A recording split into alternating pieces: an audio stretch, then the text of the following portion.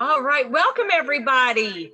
This is the CE class, Contract to Closing, What to Expect from the Closing Process.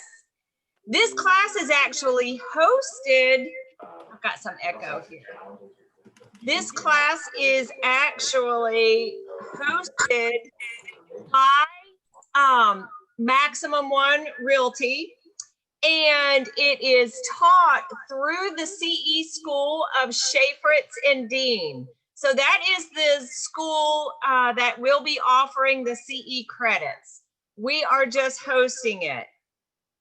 So I hope everyone is in the right place. And why am I getting echo?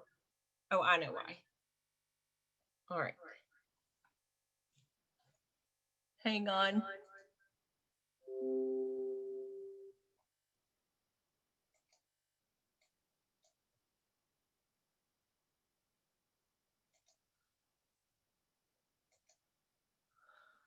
I can't. Okay. Anyway, we are so excited. We are going to start this class. Before we get started, in the chat button, if you will please type in your name, your email address, your real estate license number, and if you are attending by phone, your phone number.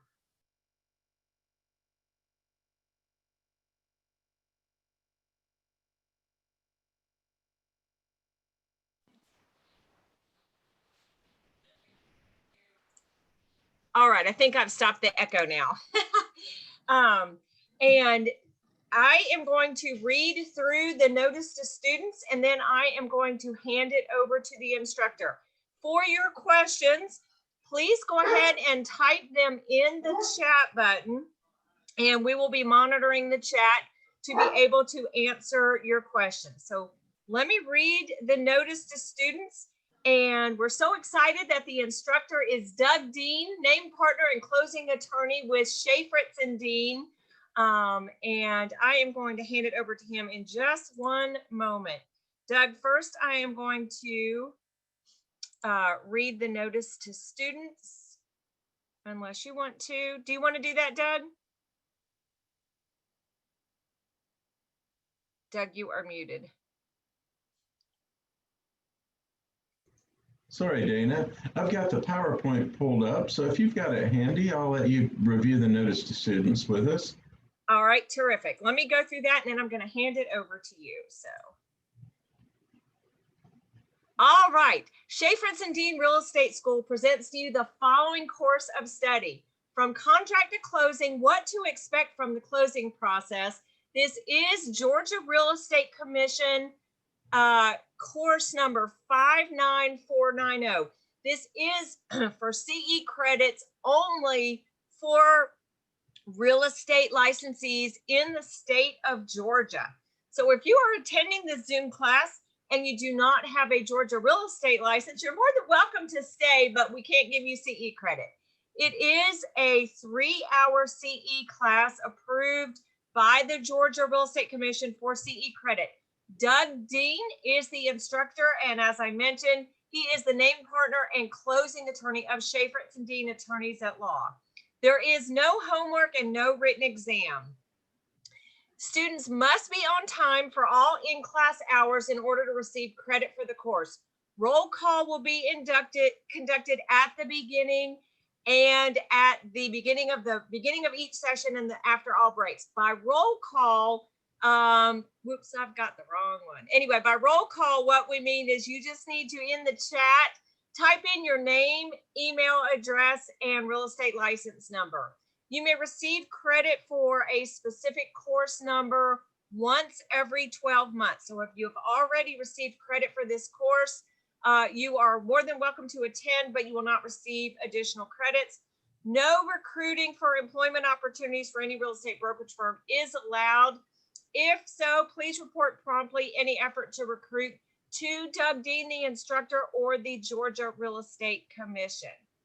So, all right, Doug, I am going to, also after break, We are going to launch a poll, which is going to be the CE course evaluation. So we'll cover that when we when we come back from the break. But in the meantime, I am going to mute everybody. Again, please ask your questions in the chat and we will be monitoring those. And Doug, I am going to make you the host and let you introduce yourself. And welcome everybody. We are so excited. Great, thank you, Dana. Just a little background about who I am and where I came from. I grew up here in Atlanta in Tucker, Georgia, went to Tucker High School. I was an engineer at Georgia Tech and worked at Delta Airlines for 14 years as an engineer, later manager and regulatory compliance. While I was at Delta, I got this bright idea to go to law school at night at Georgia State. My first day in law school, I met this fellow, Richard Schaefritz, and he was doing the same thing, working a full-time day job, going to law school at night. So we had a lot in common. A week later, we both found out that our wives were pregnant with sons. We had sons born within a week of each other at the end of our first year of law school. Mine had the good sense to be born after final exams. Rich's son was born during the middle of final exams. But we helped each other study, get through law school, and we went our separate ways after law school. A few years later, we realized we were both real estate attorneys, and we said, why are we doing this separately? Let's do it together. So we formed Schaefritz and Dean, January 1st of 2008, which everybody remembers was the best time to start a real estate venture. That was right when the market fell apart. We persevered, had a lot of lean years, but have a success story to tell at the end. Schaefritz and Dean now has a dozen offices across Metro Atlanta and 30 staff, including 6 attorneys. So we are large enough to cover a lot of ground, but we're also small enough that you can reach me, the owner and managing partner. Along the way, Richard and I asked real estate agents, we said, what can I do for you that's really helpful, really valuable? I can hand out tchotchkes, stress balls, pens and paper. I said, what do you really want? And agents always said, you know, we always need CE classes. So if you can teach CE classes, that's something we need that's really valuable. So we formed a school approved by the Georgia Real Estate Commission that allows us to teach CE classes and offer CE credits. The class today, From Contract to Closing, What to Expect from the Closing Process, was based on Rich and I's combined 40+ years as closing attorneys. And it's all the things that we saw that can cause problems. When we go over these, a lot of them you're going to say, well, Doug, that's kind of basic. That's kind of elementary. And I will tell you, it's the basic elementary things that tend to cause the most problems. It's not the esoteric, weird areas of the law. It's the, oh, I'm sorry, we forgot to give you Amendment 3 to the contract, and the lender and I were both working with Amendment 1. Basic things like that. So a lot of what we're going to cover isn't out of the stratosphere, but it's the basics that will help you ensure a smooth closing. The other thing it does is it tells you what's going on behind the scenes at the law firm, what's really happening from the time we get the contract and we're getting it ready for you to come to the closing table. Let me share my screen and I will put up the presentation here.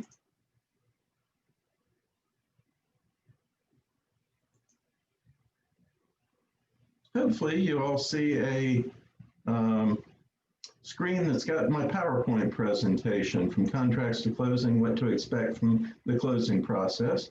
Before I jump in, Doug, we can see it. It looks great. Great, thank you. Before I jump into the second slide, I will tell you that every good speaker should begin their presentation with a joke. And I start by using the same one I use at the closing table. And that is that my brother and I do the same thing for a living. We both put people to sleep. The only difference is he's an anesthesiologist and he's got heavy narcotics. I have boring material and a soothing voice, but I will do the best I can to keep your attention, keep it interesting. If you do have questions, please type them in the chat window and Dana will throw them out for me. The things I want to cover with you today are to understand a little bit about the title process. What happens when you give us a contract and we go to pull title? A little bit about the key points in the loan process. What's happening with the lender and what are some areas where that can fall apart? Post-closing, what happens after we all get up and walk away happy? When we get up and leave the table, what do we do from there? And a few contract lessons learned by experience. Our objectives, I want to make sure that we talk about important elements of the contract, an overview of all the parties in the closing process, and the workflow and steps that get us from writing a contract to the closing table. We want to talk about the important elements in obtaining the loan, the parties involved in the loan process, and the workflow and steps that take us from the loan, get the loan from contract to closing. Post-closing, what happens after we leave the table? What's going on at the law firm behind the scenes? Some contract lessons that we've learned by experience, and a little bit about some of the ethical considerations for you. The contract or purchase and sale agreement, we call it the instruction manual for the closing. Once you send us the contract, we say that's great. That's going to be our guide, our Bible on what we need to do to get ready for closing. Assuming the closing attorney doesn't represent one of the parties to the contract, we take the contract like we find it. It gives us everything we need to close the transaction in accordance with the intent of the parties. We're not worried about contract technicalities and niceties as long as all the proper closing information is included. And we're going to talk in a little bit about what all those important points are. If the contract has some terms that we think are vague or ambiguous, we're going to try and interpret or clarify what the intent of the parties was. And we're going to ask the parties, what's the proper construction? What did you guys mean when you put this in the special stipulations? And make sure all the parties are in agreement on the terms, the construction of the terms that were used in the contract.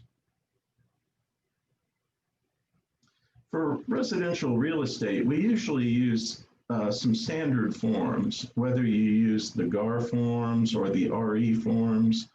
And the nice thing about that is those are forms prepared by attorneys, and your job is to capture all the relevant data that needs to be inserted into those forms.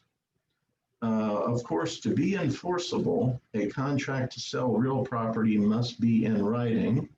I always thought the term was funny. It's called the statute of frauds. The idea is to prevent fraud in real estate. Courts will only enforce contracts for real estate that are in writing and signed by the parties.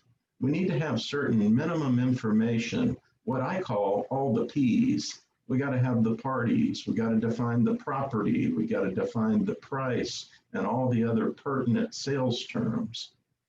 Remember I mentioned earlier, we're not worried about technicalities and niceties. One of our law school actual cases was two men who were having drinks in a bar and were discussing sale of property owned by one of them. And they wrote down all the terms on a cocktail napkin and signed it. And later, the seller didn't want to go through with the sale. And he said, we don't have a legally binding contract. And the buyer produced to the court, here's the cocktail napkin that we both signed. And the court looked at it and they said, you know, it has all the pertinent terms, the parties, the property, the price. And the courts did enforce the cocktail napkin contract. Contracts can be amended up to the date of closing. I want to back up one step and say when you're drafting a contract, the contract has certain standard terms. If you need to add to those standard terms in the contract at the time you're drafting, you use an addendum. An addendum supplements the information that's in the contract. Subsequently, once we have a binding agreement between the parties, if we need to change it, we use an amendment to change the terms of the contract. The parties are always free to amend the contract if both parties sign an amendment and agree to the change. But just make sure to think it through. Be aware of all the other interests that you might need to consider. For example, we had a closing where the builder and the buyer were originally going to sell lot 19, but they changed it to lot 18. Well, you got to make sure the lender knows that, the attorney knows that. They're doing an appraisal, we're doing a title work. The other example here was maybe the lender had already committed to make a loan based on a $50,000 purchase price, 20% down, and they lower the purchase price due to problems in the inspection or based on the appraisal. The lender needs to be notified and be able to rewrite their loan in accordance with the changes. Another example is when a developer, a seller, and a builder substitute different lots. If the lender is already committed, they might need to update the appraisal. We might need to update the title search. The key thing here is communication. You heard me mention earlier about the closing where we were, both the lender and I were using Amendment 1 to the contract, and at the closing table, the party said, "You're not doing this right. Your terms aren't right." And I said, "What are you talking about?"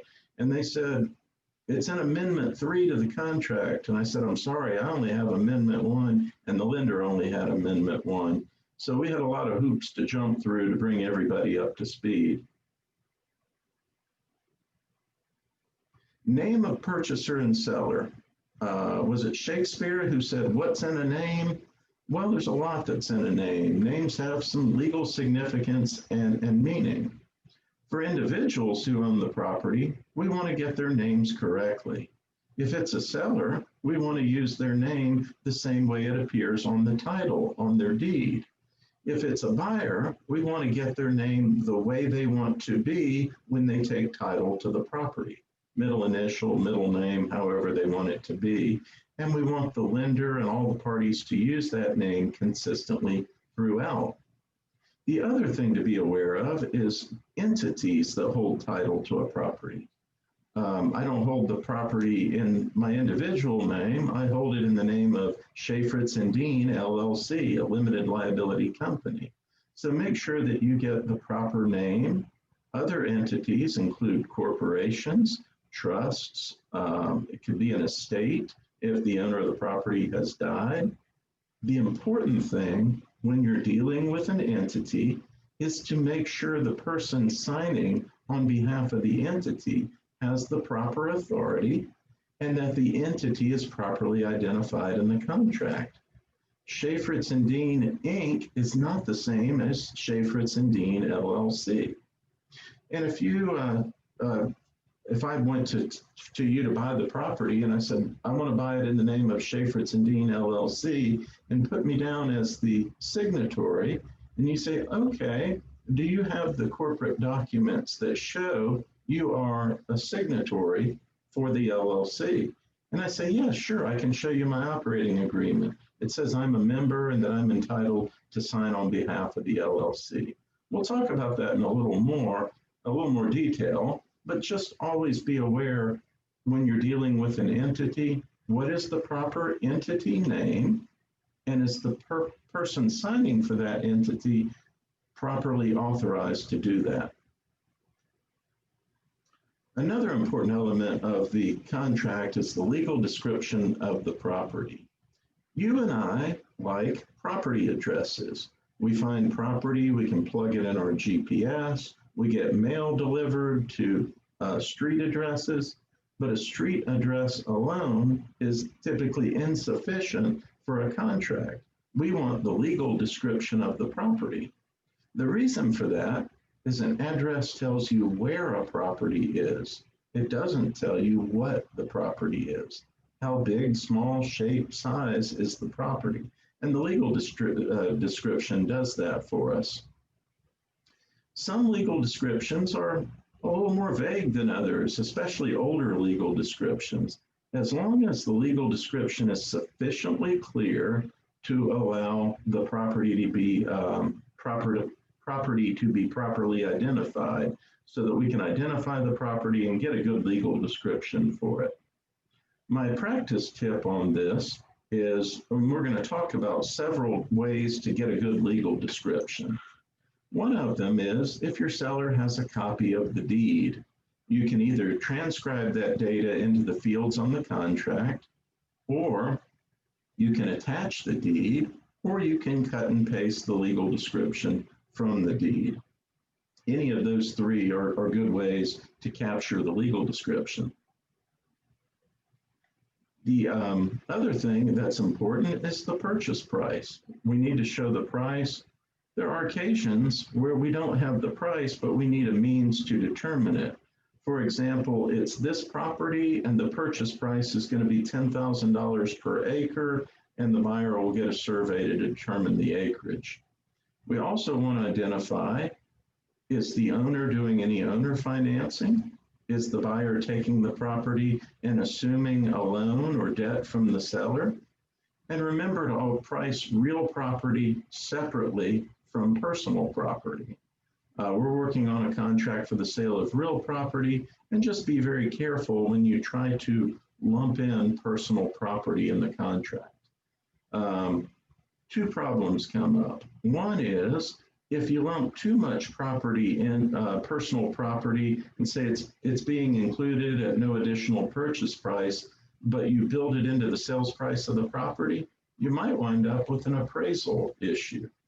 Then maybe the real property won't appraise for as much as the price you've built in accounting for the personal property. Other things to consider when you're drafting up your contract are if you have, for example, a financing contingency. You might need to identify the name of the lender for financing, or if the buyer is going to assume the seller's loan, we need to identify the lender's name for the loan assumption. Names of the brokers participating in the closing. If there's only one broker's name shown, then we're going to assume the sale is not a co-op between two brokers. And if there's no broker name listed, we'll assume there is no broker or commission involved. Another important thing to make sure that your closing attorney has is the instructions to closing attorney, giving the commission information. And that's, for you, that's the most important part, right? And you'd be surprised how often we are trying to complete a settlement statement and we're telling both agents, I need the commission information, I need to know how do we split this out? So just always make sure that you send the closing attorney the information they need to compute the commissions and how it's to be divided among the brokers. Also, if you're using a pay at close or disbursement authorization of some sort, when that's ready, go ahead and get that to your closing attorney in advance so that they can set it up and cut your checks correctly for you. Another important element of the purchase contract is going to be the earnest money, when it is to be paid and who is to hold it. A contract needs to have consideration to be valid, which is usually the earnest money deposit. A contract can be valid based on the mutual promises of the parties, but in my opinion, it is always best to have some amount of earnest money. Even when it's a sale between family members and they don't want to do it, tell them you should at least put $10 of earnest money and actually pay the earnest money. And there's a legal reason for that. If there's ever a falling out and a party wants to pierce a contract, they will use the fact that no earnest money was paid to try to say it was never a binding agreement. Courts don't look to how much earnest money was paid, but if they see there was earnest money and it was paid, it helps bolster the argument this was a legally binding agreement, even if it's only $10. The other important thing is to address what happens to the earnest money in the event of default of either parties and give guidance to the escrow agent on how and when to release funds and how to handle things in the event of a dispute. All of that is kind of baked into both the GAR forms and the RE forms and how the earnest money is handled. If you're using a GAR form, and you want the closing attorney to handle the earnest money, be sure to use the proper amendments. I believe it's F510 and F511. In one of them, all the parties agree the attorney will hold the earnest money if he is agreeable to do so. And if he doesn't, one of the two brokers must be the fallback to hold the earnest money. The separate form goes to the closing attorney and says, we've nominated you to hold earnest money. Please sign and return the form in the timeline indicated. And if you do, you hold the earnest money. And if we don't hear from you in the timeline indicated, you're not holding the earnest money. We have a fallback position.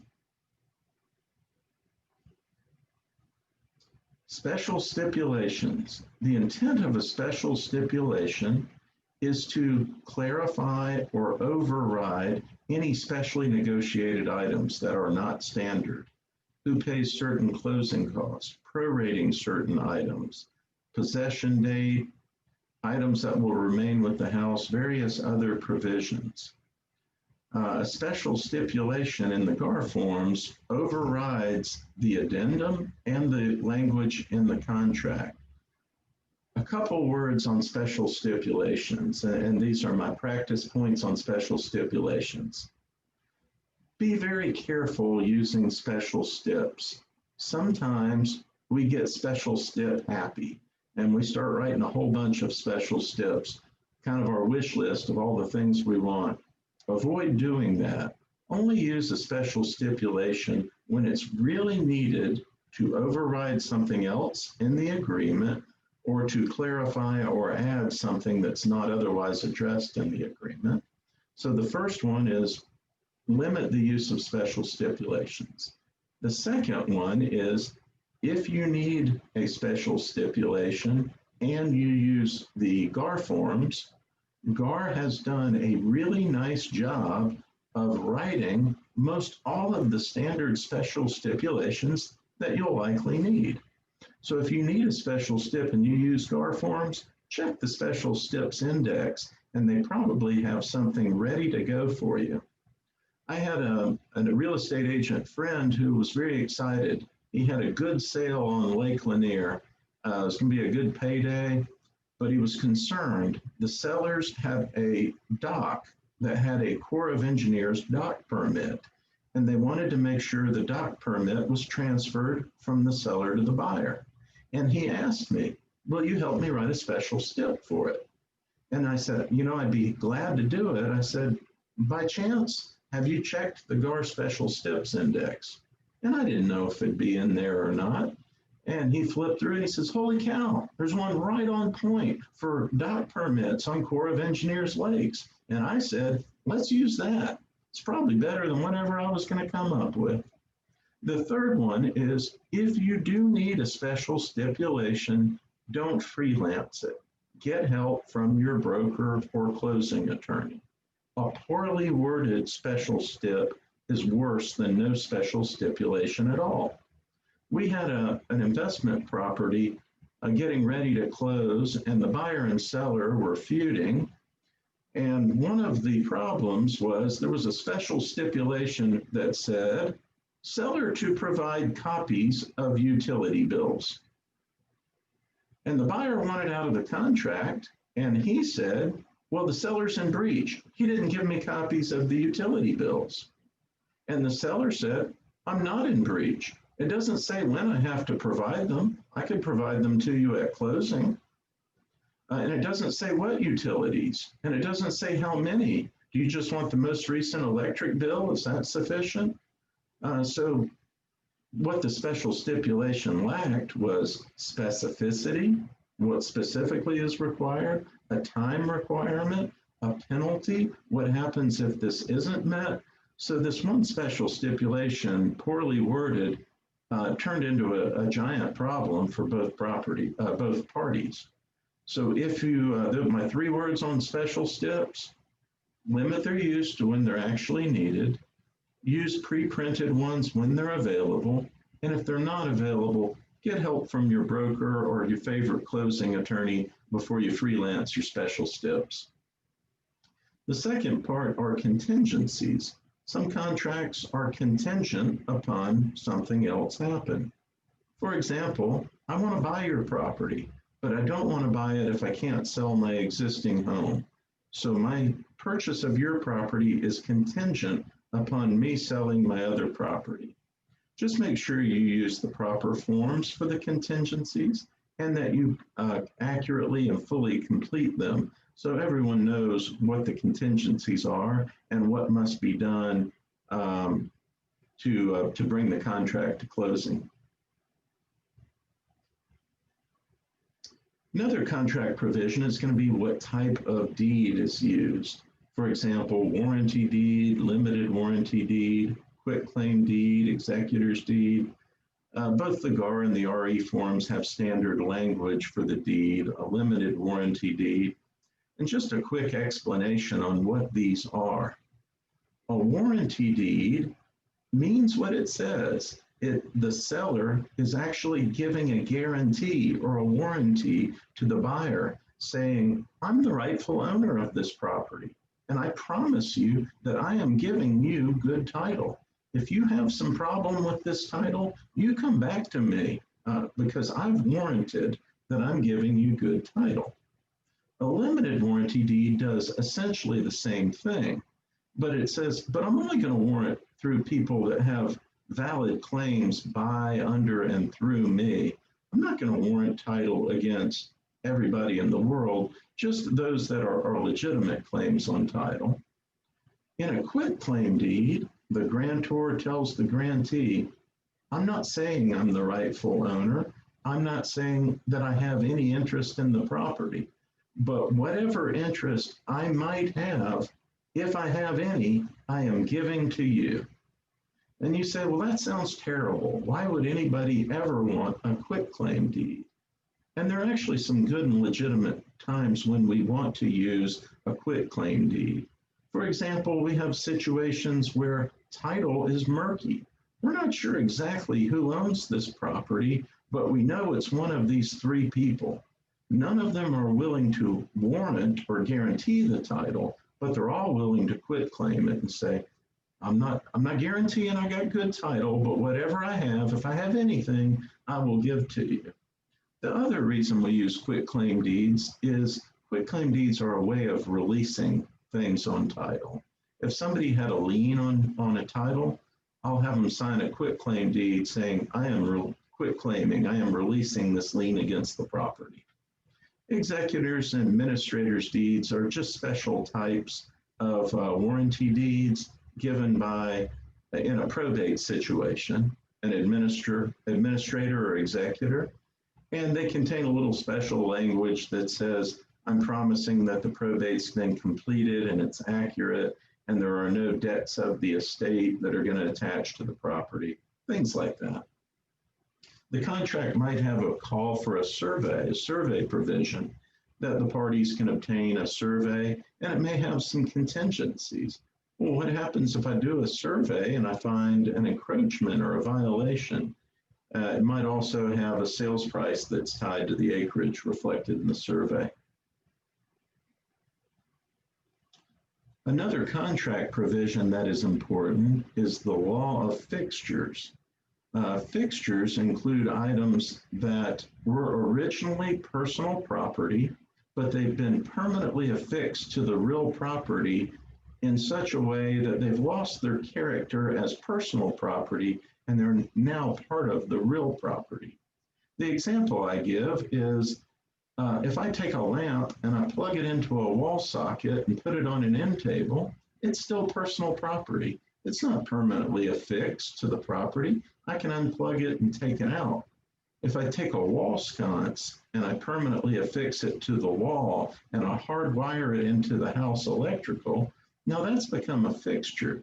That's not something we would customarily remove, and it's permanently attached to the real property. Another example is a garbage disposal. It's hardwired into the electric, it's hardwired into the plumbing. I wouldn't expect the seller to take their garbage disposal with them. The other important thing to know about fixtures is there are certain things that maybe the seller wants to remove that might be considered fixtures. And we can identify those and say, this is not staying. The seller is taking it. My advice is if you have something like that, have the seller remove it before they list the property. You're only asking for trouble.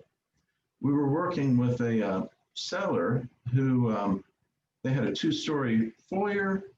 The two-story foyer had a beautiful crystal chandelier with cascading 4 or 5 levels. It was an heirloom antique from their grandmother's house. And the seller said, this is not going with the property. I'm going to remove it, and I'm going to make sure we clarify that in the contract. And she said, but I want to leave it in there to show the house because it makes the house look so good and it's so pretty. And I said, you don't see the problem that's going to come no matter what you put in the contract. From a legal perspective, you're begging for trouble. I said, my advice, go ahead and take that chandelier down and pick out a replacement rather than fighting with your buyer who's also going to fall in love with that chandelier and want it to stay. Another element that we have to address in a purchase and sale agreement is prorations. The idea here is each party should be responsible for their portion of certain items. For example, property taxes. It's that time of year in Georgia where property taxes are coming due. And what we will customarily do at closing is if the seller has not already paid the whole year's bill, we'll collect it at closing and pay the entire year's property taxes.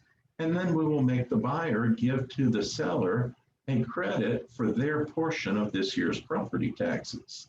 If we closed earlier in the year when the tax bills aren't out, we would do it the other way around. We would have the seller give a credit on the closing statement to the buyer that says, here's an estimate of my portion towards this year's property taxes. I am giving you my estimated pro rata portion. The other thing beyond taxes is anything else that needs to be prorated. For example, if this is an investment property, you might have to prorate rent for the month. You might have to transfer security deposits, things like that. So just make sure to think that through, and the contract needs to address prorations. Doug, we have a bunch of questions. Do you want to address those now or Sure. at the end of this little section? I've been droning on a little while. Throw some questions at me. All right. When and how does a 1031 exchange fit into this process? You know, we're getting into miscellaneous contract provisions, and that'll be a great time to speak about it. The answer is, and I believe it's baked into the GAR forms. I'm not certain about I believe the RE forms address it as well. And what they say is that either party may do a 1031 exchange and that the other party agrees to cooperate and allow them to do a 1031 exchange. However, whoever's doing the 1031 exchange is going to be responsible for any costs of the 1031 exchange. So the answer is just check your contract, and I believe there's some standard wording both in GAR and RE forms that says the parties agree to cooperate and allow either party to effectuate a 1031 exchange. I'm sorry, I can't hear you, Dana.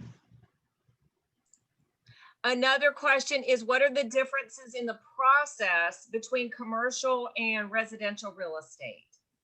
You know, that's a great question. There are a couple, at a basic level, most of the steps are similar. When we're talking about the sale of real property, it doesn't matter if that's commercial property or residential property. All the things that we've spoken about are applicable for commercial or residential. Things like the parties, the property, the price, the pertinent terms, everything that we've spoken about is equally true either way. The things that come up in the commercial environment are, one is we typically have more perhaps kick-out provisions. The purchaser's purchase of the property may be conditional upon the zoning approval, or obtaining approval to put a traffic light at the intersection, or any one of a number of things. So we tend to see perhaps more contingencies.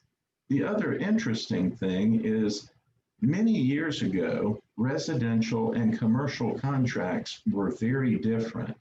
Over the years, we've made residential contracts more like commercial contracts. And by that, what I mean is, in a commercial contract, we've always had this concept of let's agree on the terms, let's give the buyer a period of time called due diligence where they can do inspections and tests and make sure this property is right for them. And if it's not, to be able to cancel and get their earnest money back, or perhaps have to pay some fee to the buyer if there was like an option or something. Over the years, that's where our residential contracts have developed. Our residential contracts now have this concept of let's have a due diligence period. Let's make this contract and let's give the buyer some time to inspect it and make any tests and inspections, confirm the property's right for them, and if not, to be able to terminate. So over the years, we have kind of made our residential contracts more like commercial contracts. The other things that come up in commercial contracts are there's typically a lot more information about, depending on the type of commercial property, if there are insurance requirements, building, I've talked about planning and zoning approval. So a lot of times there are more contingencies in a commercial contract that come up than in the residential. But when you boil it all down to the basics, both of them are the sale of real estate, and at the core, most of the concepts are similar. Another question has to do with the, a couple comments. Number one, just as a broker, I just want to comment and reiterate what you said, Doug. Please limit your own special stipulations, because if you add a special stipulation regarding an issue already addressed in the contract, your special stipulation will supersede all the attorney written language that has what Doug talked about, timeframes, methods of notice, consequences, so forth and so on. But could you talk a little bit more? There's a lot of confusion in the GAR and the RE forms contract, in the pre-printed contracts that our agents have access to filling in the blanks regarding what constitutes a breach, and more specifically, Doug, a material breach that would allow another party to terminate. For example, in the GAR contract, there are specific termination rights provided, spelled out. It gives, first of all, the notice that notice has to be sent that there is a breach. There has to be a time frame to cure. After that cure period, then there is a limited time frame for the other party to terminate. There's a lot of confusion among agents regarding issues pre-printed in the contract that don't have those specific provisions spelled out like they do in other pre-printed forms. For example, seller turning utilities on. If the seller does not turn on utilities, does that, what constitutes a breach where the quote unquote harmed party may terminate under no penalty versus are there termination rights? That's another really good question. And the way I want to divide that out is there are two types of breaches. There are those that are specifically addressed in the contract and they spell out exactly how it's handled. For example, if the buyer, in a GAR contract, if the buyer fails to timely tender earnest money, the seller must give the buyer notice you have failed to timely tender your earnest money, give them a cure period, and if the buyer doesn't cure, the seller may, but is not required, to terminate the contract. And if the seller does not terminate, then the contract is still valid with no earnest money. So again, the way I'm going to analyze the question is there are breaches for which the remedies and the procedure are specifically identified. In cases where we have a breach and it's silent. For example, the contract says seller shall turn on utilities. It doesn't say what happens if the seller doesn't. The way I would advise you to handle it is to always remember the important thing with contracts, two things. Everything needs to be in writing, and part of that is giving parties notice. If that's an important issue to your buyer and you give the seller notice, I believe you are in breach because the utilities are not on and I can't do my inspections, and I'm giving you notice of the breach, and I'm asking you to cure the breach by turning on the utilities. And if you don't, that I intend to terminate, due to your breach. That's a lot better than at some point future saying, oh, well, we just terminated because you were in breach because you didn't turn on the utilities. My advice is always begin with a notice and a demand. Here is my notice that you are in breach for failure to turn on the utilities. My demand is that you turn on the utilities so that I can do this. And if you fail to do that, that I intend to terminate the contract for your breach. You're in much better situation on that one than in the situation where you don't do anything and just say, oh, you breached because you didn't turn on the utilities. And then we get into the argument about whether it was a material breach and so forth. Dana, do you have a different perspective from the broker side? Yes, well, no, but from an agent point of practice side. So yes, because there is so much confusion even among brokers. If it comes down to a termination and the parties don't agree on the release of earnest money, then if the broker is holding the contract interpretation, there are, you guys as brokers, we're not attorneys, but there is a difference in an interpretation regarding that. So what I always say as a broker is head that off at the pass. And what I would say is, you guys as agents, when you are showing property, you see if the utilities are on or not on. So protect, if you're a listing agent, you need to have the seller turn on the utilities to avoid delays and avoid even getting in this issue and just souring the deal or wasting time. If you are a buyer's agent and you notice that the utilities are not on, then what I would suggest, and I'll be more than happy to type this in the chat in just a minute, is you write a special stipulation that says due diligence to begin upon binding agreement date, because you never want it to start at a later point in time, but to begin at binding agreement date and to extend for 10 days after buyer's written receipt of notification that all utilities have been turned on and operational. That way, the buyer can get out if the seller never ever turns on utilities. The buyer doesn't have to waste money on hiring an inspector until they know the utilities are on, and they can get out after that time frame based on the inspection. So whenever you see issues that you know up front as an agent, that is addressed in the contract. Like Doug said, it is not addressed if there are termination rights.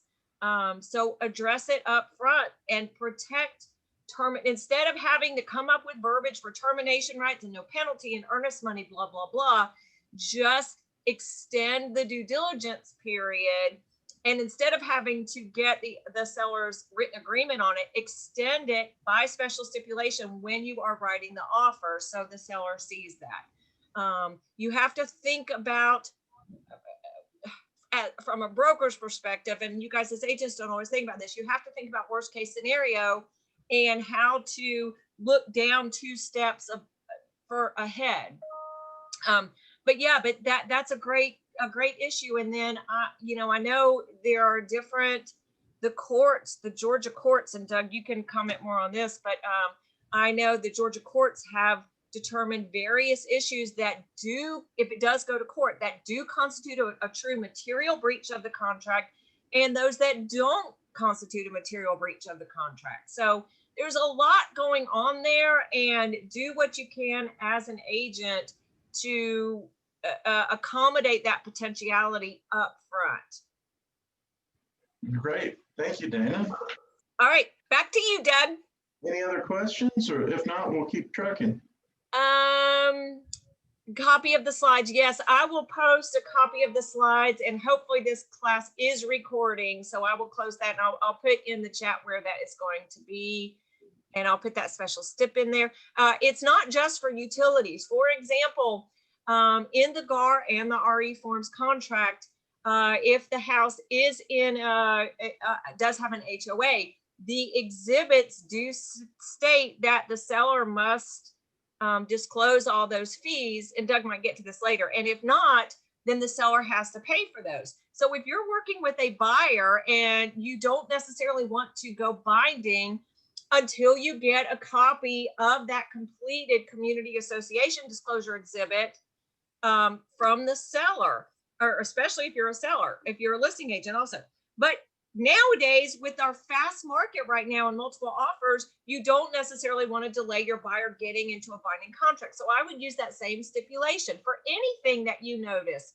So for example, you would use that same special stipulation: due diligence period to begin upon binding agreement date, and to extend for 10 days, 8 days, 7 days, whatever, after buyer's receipt of completed community association disclosure exhibit. So you would use that for anything that you know needs to be done to protect. Another question, so I'm gonna type all that, and then Doug, I'm gonna let you answer this question. My understanding, buyers can walk away anytime for any reason due to due diligence. Is that correct? Short answer, that is correct. Due diligence gives the buyer an unfettered right for any reason or no reason, as long as they're within due diligence, to say, I've elected not to purchase the property and I'd like my earnest money back. All right. And when you guys are filling out that T&R form, you just need to put in the buyer's terminating under due diligence. You don't need to go more specific. You don't need to say it's because of a loan issue or an inspection issue or whatever, blah, blah, blah. You can just say they're terminating under due diligence period, because all of that is spelled out in the contract. All right, back. All right, thank you, Dana. We were talking about some miscellaneous contract provisions, and the next one I wanted to talk about is the concept of notice. Notice provisions are very important.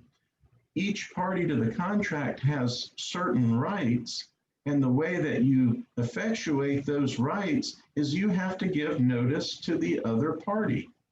And let's go back to due diligence. Let's say our buyer has 10 days of due diligence, 10 days after binding agreement, and our buyer has decided, I have elected not to purchase the property, and I'm within my due diligence period. That's great.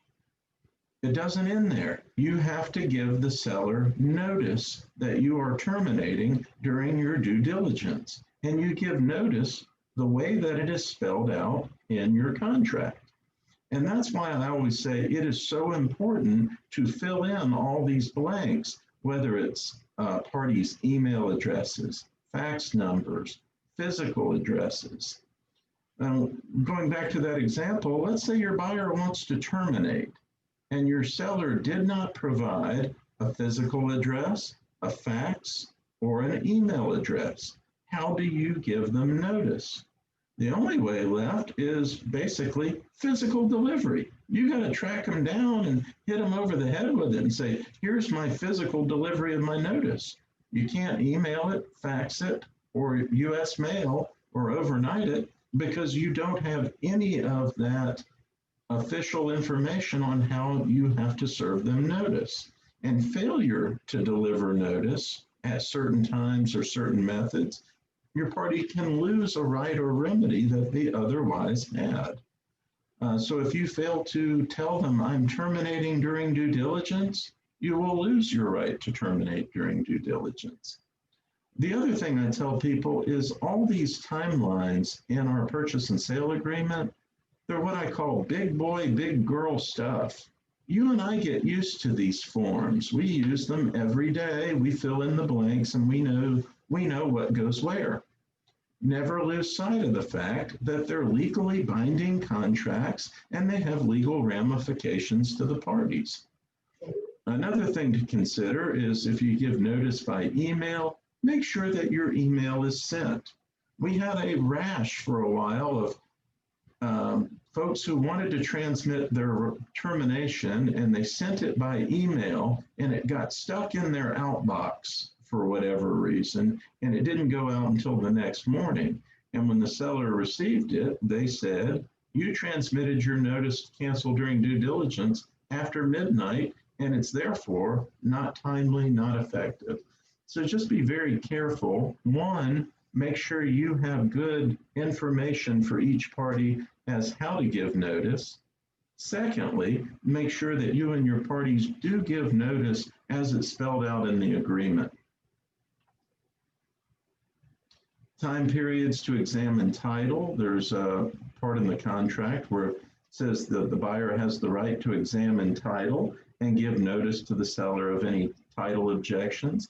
As a practical matter, the closing attorney will handle that.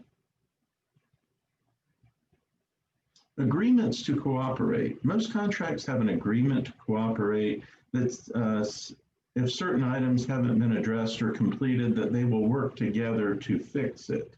The idea here is we're trying to keep contracts together, not have them fall apart.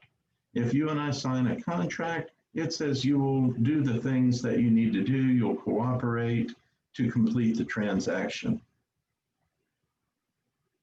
Contracts have a binding provision that the contract benefits other parties. It is binding on the heirs, devisees, successors, and assigns. It's some magic legal language, but here's where it comes into practical effect. If a party to the contract dies, becomes incapacitated, or assigns the contract, it's still binding. We had a situation with a seller who struck a contract to buy 5 acres up in Dahlonega or somewhere up in the mountains with what I call grandma, with little old lady. And between the time they wrote the contract and got to closing, grandma died. And so she contacted the heirs and said, grandma agreed to sell me the property. And they said, well, tough, grandma died and we don't want to sell the property. And she said, the investor said, read the contract. It is binding on you, the heirs, devisees, successors, and assigns. You need to probate her will, and you need to sell me the property according to its terms, or I'm going to sue for the property. Fortunately, the heirs consulted an attorney, and the attorney told the heirs, she's right. The contract's binding on you as the heirs, and they did probate the will, and they did have to sell grandma's property. Time is of the essence. All contracts have a provision that says time is of the essence. Without that provision, parties couldn't be held to the deadlines. If it says you'll do it by this day and you do it a day late and you say that's close enough, without a time is of the essence clause, the deadlines are a little more fluid. When you have a time is of the essence clause, they are hard, fast, set in stone, down to the minute. Other terms, the contract must address who's responsible for insurance on the property and what happens if the property is damaged before closing. Customarily, the contracts give the buyer 2 options if the property is damaged prior to closing. I'll just take my earnest money and go away, or if you'll assign over the insurance proceeds, I'll go ahead and buy it and take the insurance proceeds.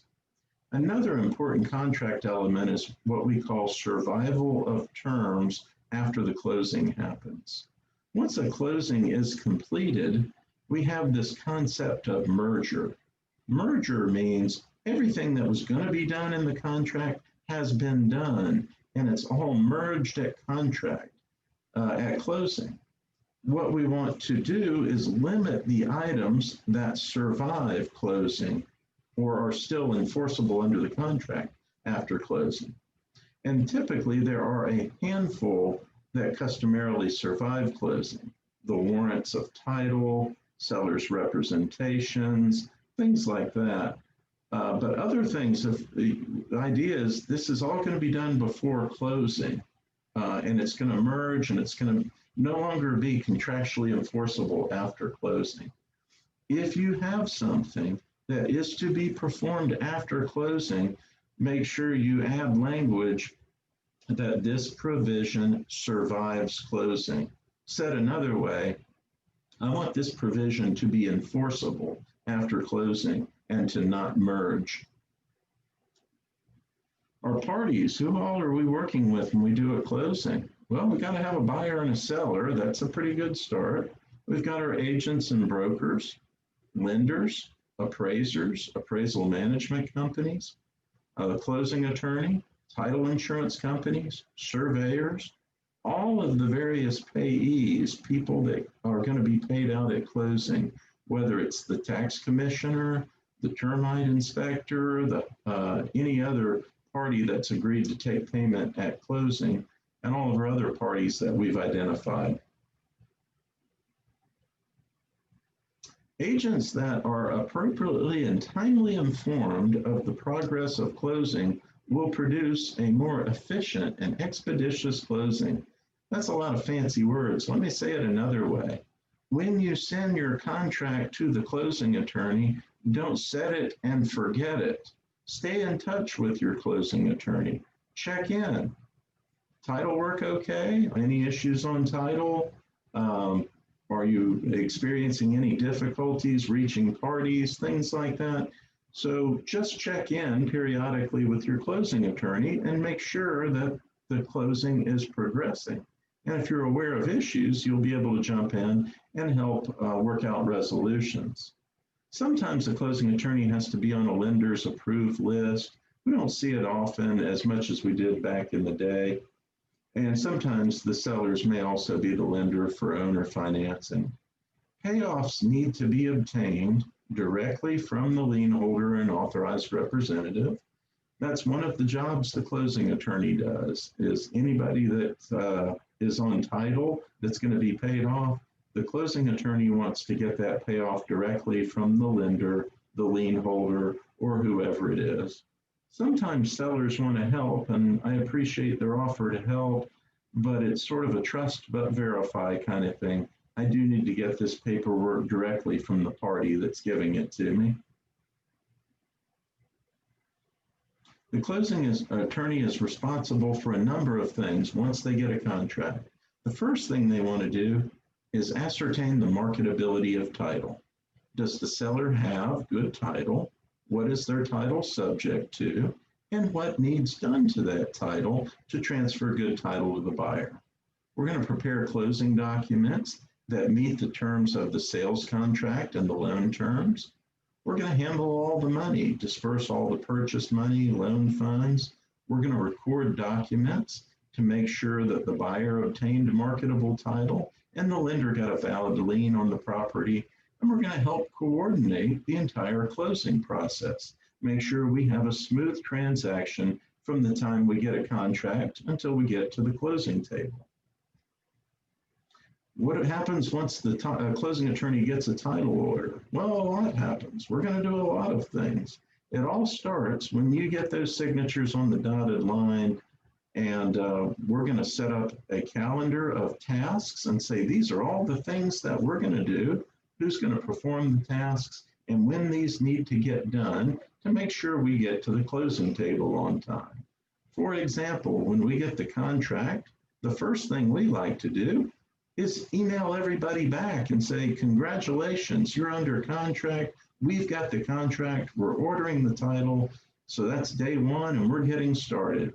And then we're going to be reaching out to each of the parties, getting information we need to process their file. Oh, you're a seller. Tell me about who your loans are with, your loan numbers, sign an authorization so I can get a payoff, things like that. When we open a file, we need to be able to find it. We typically, most all attorneys use a file numbering system with a secondary reference to the borrower and the street address. There are several reasons for that. We work with the same parties over and over, often, people that buy and sell property regularly, and we have also closed on the same property on multiple occasions. So names and addresses aren't always exclusive, but our file number is. So we use a file number to help make sure we're always working on just the right property, parties, contract, and so forth. And if you learn the file number, that helps when you want to communicate with your closing attorney. It's 1234 Main Street, but it's your file number 7227. The closing attorney is going to gather all the information we need to get to closing, and that begins with the title exam. We want to make sure the seller has good title and what else might be on title. We also immediately want to be in touch with the parties, the buyers and sellers, getting all the information we need from them to close their transaction. For example, if the contract does not have a financing contingency, we might ask the buyer, are you going to be a cash buyer? Or if you're working with a lender, who's the lender? Because I want to reach out to them. I want to be working with your lender to get your file ready for closing.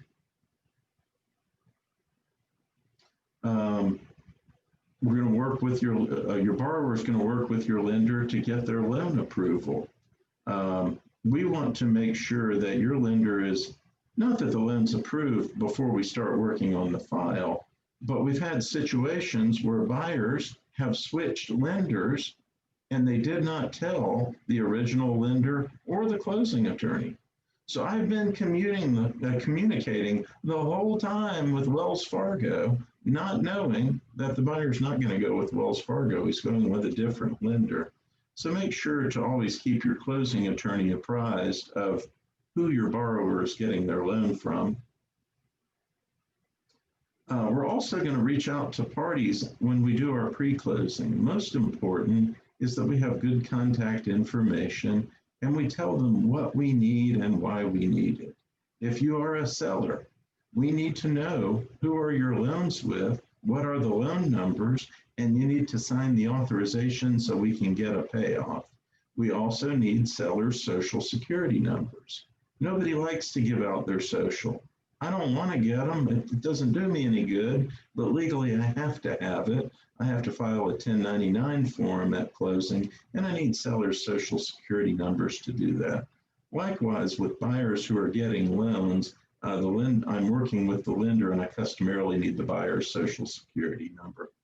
We also need to get our payoffs on security deeds. We need to be in touch with the new lender to make sure we're all on agreement with their loan requirements and that we do everything the lender expects of us to close their loan. With title, timing's important. I want to order the title as early as possible. So if there are any title problems, we have time to fix it. But the important thing about title is if I do it early, I might need to update it later because things on title can change. Liens can get filed every single day. So I want to order title early and be able to fix any problems, but I'm often going to have to update it so it's not stale at the time of closing. Some attorneys do their own searches. Some use third-party companies to do their title search for them. A little bit just about what's going on. When we talk about a title search, what exactly are we doing? An examiner is going to the courthouse, either more and more it's virtually now, but historically it's always been paper-based at the courthouse. They're going through the deed records for the intent of verifying, yes, the seller's the rightful owner, and yes, the seller has a right to transfer that ownership, and we want to know what's on title. Did the seller take out any loans? Did the seller do anything with the property, like convey part of it away, grant an easement, things like that. One joke because I've been speaking for a while, so it's time for a joke, and this is why it's better for me to be a closing attorney than for my brother to be a doctor. It's easier for me to fix mistakes. If there's a mistake in real estate, it can most always be fixed with some amount of money or paper. Money or deeds will usually cure anything that's on title. The most common defects we find are unpaid taxes, unsatisfied mortgages, judgments against the seller, or some type of property restrictions that could limit the use of the land. And most all of those can be fixed with the proper document or the proper payment of money. A word about that. One thing that we see a lot is I ask my seller, how many loans do you have against the property? And he says, I've got one loan. And I get my title work back and it says he has two loans. And I say, I see you had a loan with Wells Fargo 2 years ago. What about the loan with Bank of America from 5 years ago? And he says, oh, we paid that off. We refinanced with Wells Fargo 2 years ago and we paid off Bank of America from 5 years ago. And I say, I believe you, but Bank of America didn't cancel that loan. It still appears open of record. I'm going to need your help to get a cancellation for that old Bank of America loan. And this kind of things happen, and they're usually something that we can fix without too much trouble, but we're going to need the seller's help to do it. Typically, the examiner goes to the courthouse or does it virtually, and we look at the property description through a bunch of indexes. What we're trying to do is we want to go back at least 50 years in the deed records and see everybody who's owned it in the last 50 years. And once we go backwards, then we come forward and say, okay, I know who's owned it for the past 50 years. What did each owner do to the property? Did they take out any loans? Were their loans paid off and satisfied? Have they paid the taxes? Did they grant covenants or easements? Or what did they do with the property? And that's, at its simplest level, that's what the title exam is all about. Going back at least 50 years and then coming forward to see what every owner did with the property. We call that a chain of title. I know that you, for example, the house that I used to own in Douglasville, I bought it from a builder. The builder bought it from the developer. The developer bought it from a family that had owned the land for 50 years. So my chain of title, when I ran title to my own property, it had 3 links. I found where the original owner of the property first acquired it more than 50 years ago. I found where they sold it to the developer. And then I found that the developer subdivided the property, put in roads, streets, filed a plat, and sold a lot to the builder. And then the builder sold that lot to me.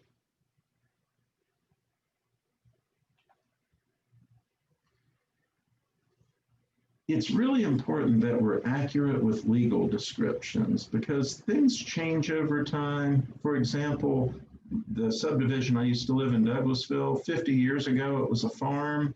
A developer bought it, put in roads, and platted a subdivision and sold lots on each street and all of that. So a platted subdivision is usually pretty easy because a lot of that work's already been done. Undeveloped properties in rural areas where we don't have a ready survey, a subdivision plat, we might have what's called a meets and bounds description. Meets and bounds just means to find this property, I will tell you how to find one corner of the property. For example, you can find the corner of this property because it's located on Main Street, 50 feet south of where Main Street intersects First Street. And you say, okay, I can go to Main and First and go 50 feet south, and there's a point on the east side of Main Street. And then I'll tell you, go east 100 feet, go south 50 feet, go west 100 feet, and north 50 feet. And you'll be back to the beginning. You say, okay, I found a point of beginning. You told me how to trace the sides and get back to the beginning. And that's what a meets and bounds description is. We're looking for, in the second bullet point, these are all things that we look for on title. Judgments, tax liens, lawsuits, divorces, wills, power of attorney, anything else that might have affected the seller's ability to convey title. The examiner compiles all that, gives it to the closing attorney, typically in the form of a formal title report that the attorney will use. Sometimes, customarily, what a lender asks for, you will hear the term a title commitment or a title binder. And all that is when a lender wants to make a loan, what they want to know is that they're going to get title insurance, that a title insurance company says, I guarantee you're going to have a first mortgage against the property. And that's what a title commitment or title binder does. It has three key parts. One part is all the information. Who's the title insurance company, the lender, the owner of record, what's the loan amount, so on and so forth. And then we go on to say, I'm going to give you this title insurance policy, but here are all the things I require. This is everything that has to happen. The seller has to sign a deed to the buyer has to sign a security deed to the lender, and we spell out all the things that have to happen for us to be able to issue a title policy. The second section are exceptions. We tell the lender there are certain things we're just not going to cover. We're not going to cover whether taxes are paid in the future. We're not going to cover the fact that it's in a planned unit development and that the buyer may not pay his covenants or his dues in the future. And we also have a legal description of the property.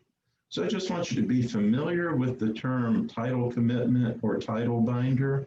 What that means is that a title insurance company will give the lender a lender's title insurance policy. And that's important to the lender because they want to make sure that there's a policy that says they'll have a valid first mortgage. Sometimes there are some lenders that don't want a title policy, they just want an attorney's title opinion. And I basically give them the same information that's in the commitment and says, in my opinion, you'll get a valid first mortgage against the property if we do all these things in the title commitment. Why title insurance is so important is there are a lot of things that can happen to title that we can't tell from a title exam. If there's a deed in the chain of title that was fraudulent or was not signed by the person who purported to sign it, so invalid deeds, forgery, fraud, misrepresentations, unprobated wills, mistakes in the legal descriptions, there are things that can come up that we can't catch on a title exam, which is why title insurance is so important. And a title policy provides coverage for most of these matters. If our title comes up with something, we figure out how to resolve it so the seller can get good title. I touched on that earlier. The seller who really only has one loan, but their title says it looks like you have two loans, and we helped them go back and get a cancellation for the old loan so that they really only did have one loan. And that's called clearing title or clearing defects. The important thing to know, that technically is not the closing attorney's responsibility. Remember, the seller warranted that he has good title. That was part of his promise in the contract. As a practical matter, it's really the attorney that is working with the seller to clear up title. Although it's, from a legal perspective, it's technically the seller's contractual duty to deliver clear title. Doug, we have a question, and this might be a perfect segue into your next bullet point. Can you touch, from Jim Kimball's asking, can you touch on the subject of title theft? And if it is as bad as the commercials say they are? Two questions, and I'll tell you the first one is theft of title is a real problem. We examine deed records, and all we can do is look in a book at a copy of a deed and presume it to be valid. I have no way to know if the person who signed it, who said they're Joe Smith, was it really Joe Smith, or did somebody fraudulently file a deed? If you're familiar with 2020, Nightline, all those shows, there was actually a case in Atlanta about 10 years ago of a man who would rent high-end houses in Atlanta. He'd just become a tenant. And while he lived there, he would file a false warranty deed that looked like the owner sold the property to him, and then he would file a false cancellation for the owner's loan against the property. Then he would call up a lender and say, oh, by the way, I bought this property recently. I own it. It's free and clear. I'd like to borrow 300,000 against the property. And he'd take out a loan, take the cash out, and then he would move on to the next property. So it certainly can be done, and it's one of those things that always concerns our industry. The best protection is title insurance. If you bought it and there's something in the back chain, the title insurance company is obligated. Oddly enough, we're dealing with a case now where our title work was clean. There's nothing on title. The owner had owned the property for 25 years and had no loans against the property. And we conveyed title to a buyer. The week after the buyer bought it, another person popped up and said, "Oh, I own that property. The seller sold it to me 15 years ago, but he never recorded his deed." Well, if you don't record the deed, it doesn't show up in the title exam. And our title insurance company is now having to defend the buyer against this gentleman's claim that he bought the property from the seller 15 years ago and never recorded a deed. So theft of title is certainly an issue or concern. I'd say it's not as widespread as you might think. We don't see it often. Every once in a while it comes up. The second question was, is it as pervasive or as the commercials say? And the answer is not hardly. Commercials are designed to make something seem worse than it is in an effort to sell something. So while it can happen, I'm pleased to report we see it extremely rarely. And in most cases, it can be corrected with some affidavits and things like that. When we do our title, remember that most everything that we find will go away if we get the proper piece of paper or pay the proper amount of money. Sometimes things are already satisfied. We just need to file a release or cancellation.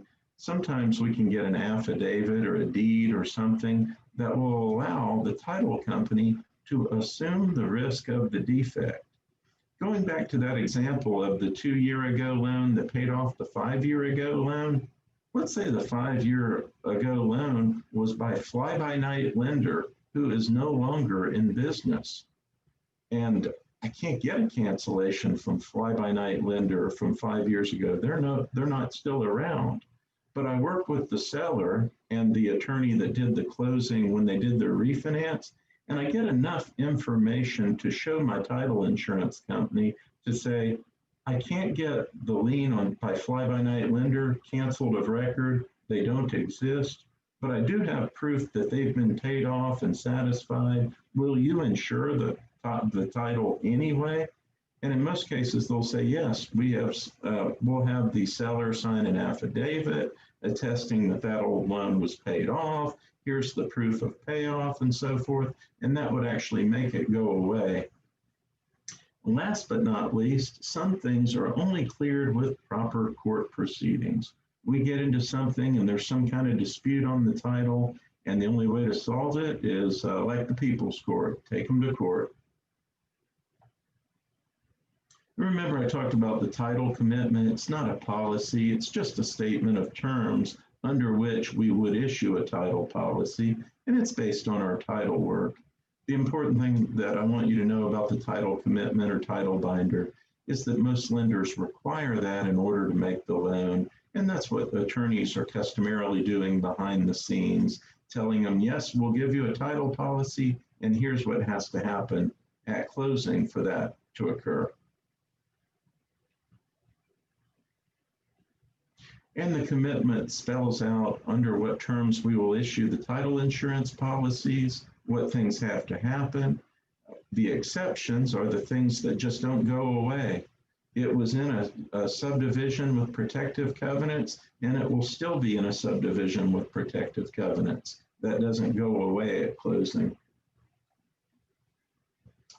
When we talk about the underwriter, there's two different underwriters that we use in a closing process. What you think of most often is the lender's underwriter. And we're going to speak to that in a little bit when we talk about the lender's side of things. The title insurance underwriter is the one that makes the title decision for the closing attorney as to whether the title insurance company will agree to insure a certain property. In the example I gave 5 years ago, fly-by-night lender, I collect all the data, I take it to the title insurance company and say, will you insure it with the data I have, and what would you require? And the title insurance underwriter will make that decision for me. Doug, since you are the host, if you click on participants, you can click on mute all. Oh, Doug's the, no, he's there. All right, I've done it.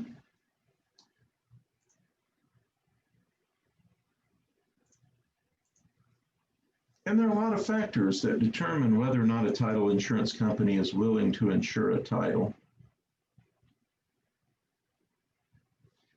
The other option is there are some things where the title insurance company says, you know, I'm not willing to assume that risk, but the buyer says, I'll take it subject to that risk anyway. Let me give you an example. In a sale subject to, where the buyer's taking it subject to the seller's loan, there's going to be an exception that says, we're not going to be liable for that loan. You took it knowing there was that open loan, and we're not going to be liable for it. So it is possible in some title matters. And let me give you another more pertinent example. GAR recently changed the survey language, talking about survey exceptions, and it made an exclusion for minor survey violations like driveways and walkways that go a little bit over property lines. So what we've said is there might be a minor survey violation, but that's not going to be a reason to get out of the contract. And the same thing with title insurance. There might be a minor encroachment that we can insure over. So you take it knowing that the shed is a little bit over the property line and you don't have coverage for that. And you say, but that's okay. I'm willing to buy it as is anyway. The other thing to know about title insurance, it protects the insured, says that you have the interest in property that you bargained for an owner, fee simple interest in the property, for a lender, a first mortgage against the property. If you don't have the interest you bargained for, the title insurance company must defend your right to the title, or they must satisfy any valid objections to the title. Cost of defending title is very expensive, which is why title insurance is some of the cheapest insurance you can get. An owner's title policy is a one-time fee, good as long as you own the property. But if anyone ever makes a claim against the property, the title insurance company has to defend you. And if someone has a valid claim, they have to pay it off for you. Everything we want to do to get to closing. First, we want to set a closing date. We want to get documents from the lender. We want to review our lender's instructions, look for any special requirements or instructions that they have. If there's a survey done, we want to review that and make sure it doesn't show anything that's not like it should be. We're going to review the title for covenants and easements, and we're going to compare the legal description that we're using to the title search and make sure it's accurate. And we're going to let the parties know. We're going to give them preliminary closing statements and show them what's going to be due from each party. At closing, we're going to get all the paperwork signed. We're going to handle all the money. We use an escrow or trust account to handle all of the funds. From a closing attorney or agent's perspective, make sure that you know your closing attorney's requirements for funds brought to closing. In the way of background, Georgia has what's called the good funds law or collected funds law.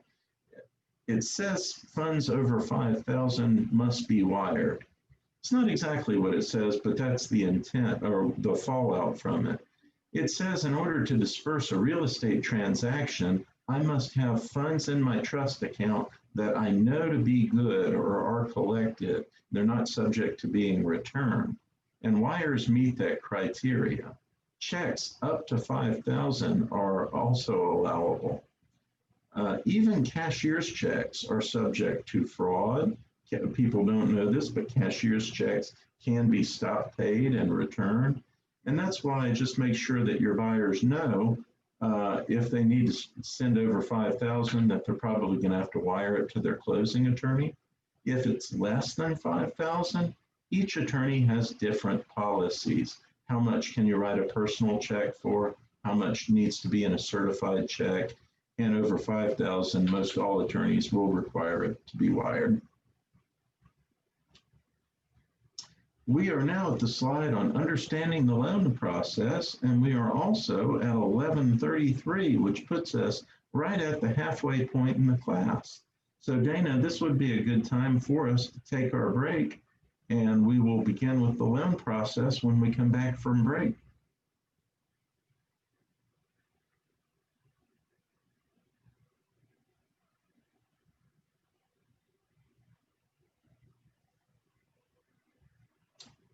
Dana? I'm here. Well, that's all right. I was just saying that we are getting to a new chapter. The next chapter or section is going to be on the loan process. And we're also right on time, about halfway through the class. So this is a good time to take our 15-minute break. Awesome. All right. So I have 11:33. So everybody come back at 11:45-ish and we will start back. When you do get back, once again, please type in your name, email address, real estate license number, and phone number in the chat. And we'll see everybody in 15 minutes. Thank you. I'll see you then. Doug, I need to get the host back from you, please. How do I do that? Let me see. Okay, I put reclaim host. There you go. Yep, I got it. Perfect. Thanks. I'll see you in 15. All right, thank you. I am going to launch a poll, and that serves as the CE course evaluation. It is anonymous. Polling session is inactive. I gotta figure out how to do this. All right, hang on. Hopefully we can figure out the polling part of it. All right, everybody. So welcome back. Once again, please type in your name, email address, license number. I am putting in the chat also where you can find, I have posted a PDF of the slides. Thank you so much, Doug. I am recording this hopefully. So a video recording will also be posted there. Now, the video recording is just for informational purposes. No one can get CE credit just by watching the video. You have to be in this class and do what we are doing now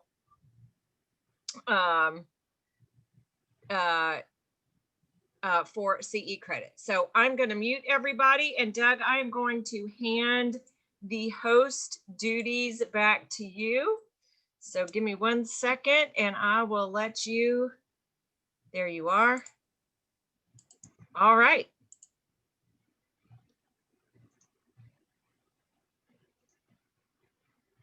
All right, thank you, Dan.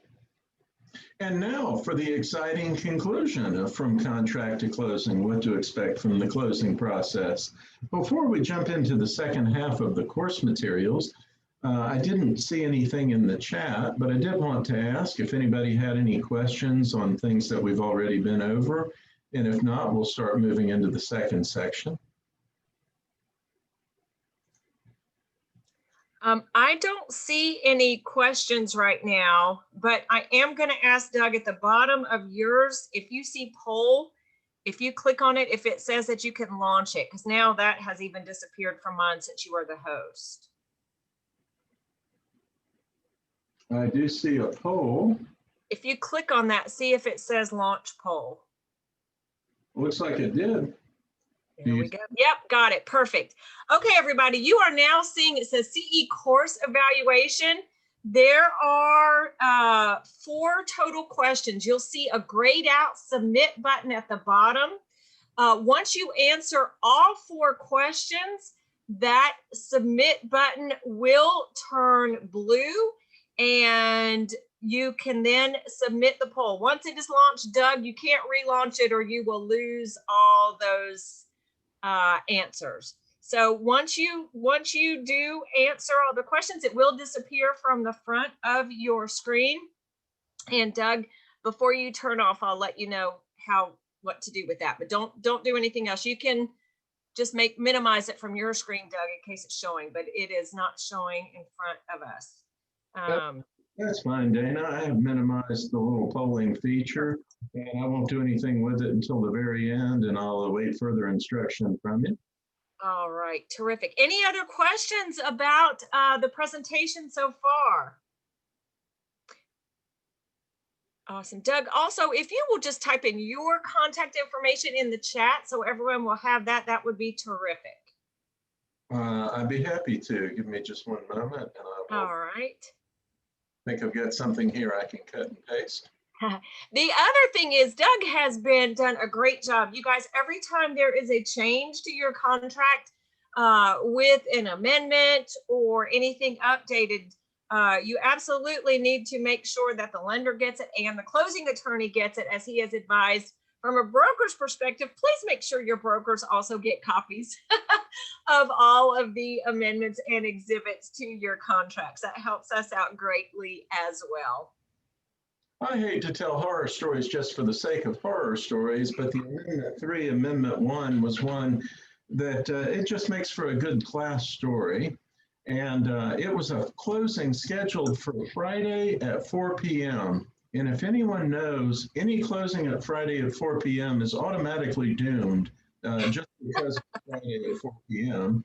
But I looked the file over and I said, everything looks great. We can be in and out. I'm gonna leave it was a spring, nice, beautiful spring day. So I'm gonna leave at 5 o'clock when the closing's over. I'm gonna get out of here a little early on my weekend.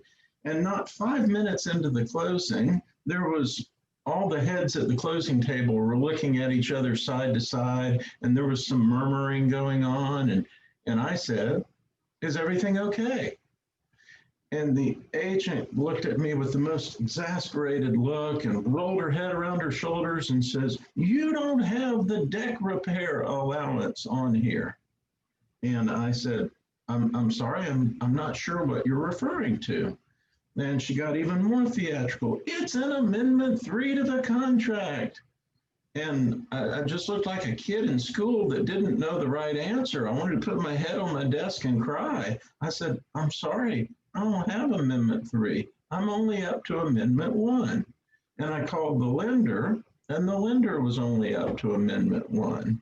I don't even know what Amendment 2 had done, but Amendment 3 provided in lieu of a deck repair allowance or something like that.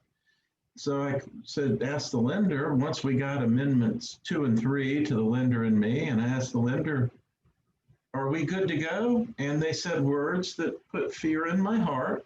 They said, well, it's a seller credit, so it has to go back through underwriting.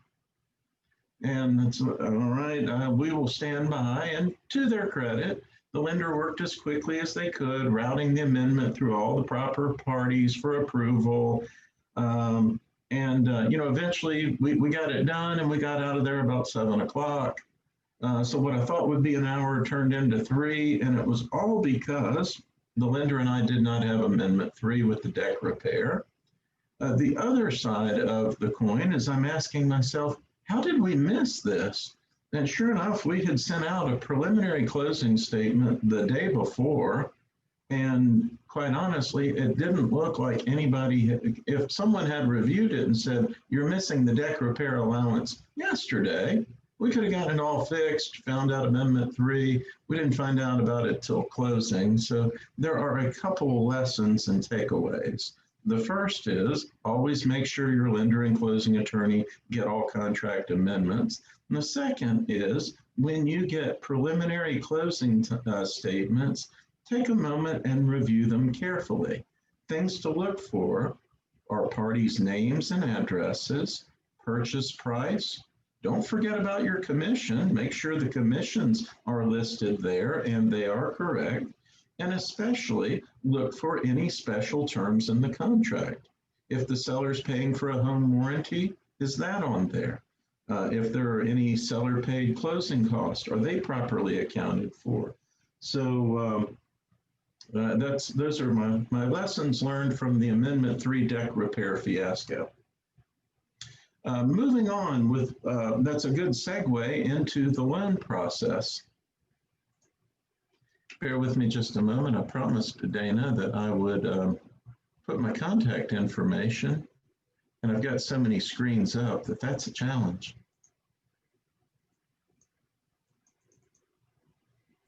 Doug, I'll type it in for you. I've got your email. I don't have your phone. Bear with me just 1 second. I think I've got something here that will work nicely. Perfect.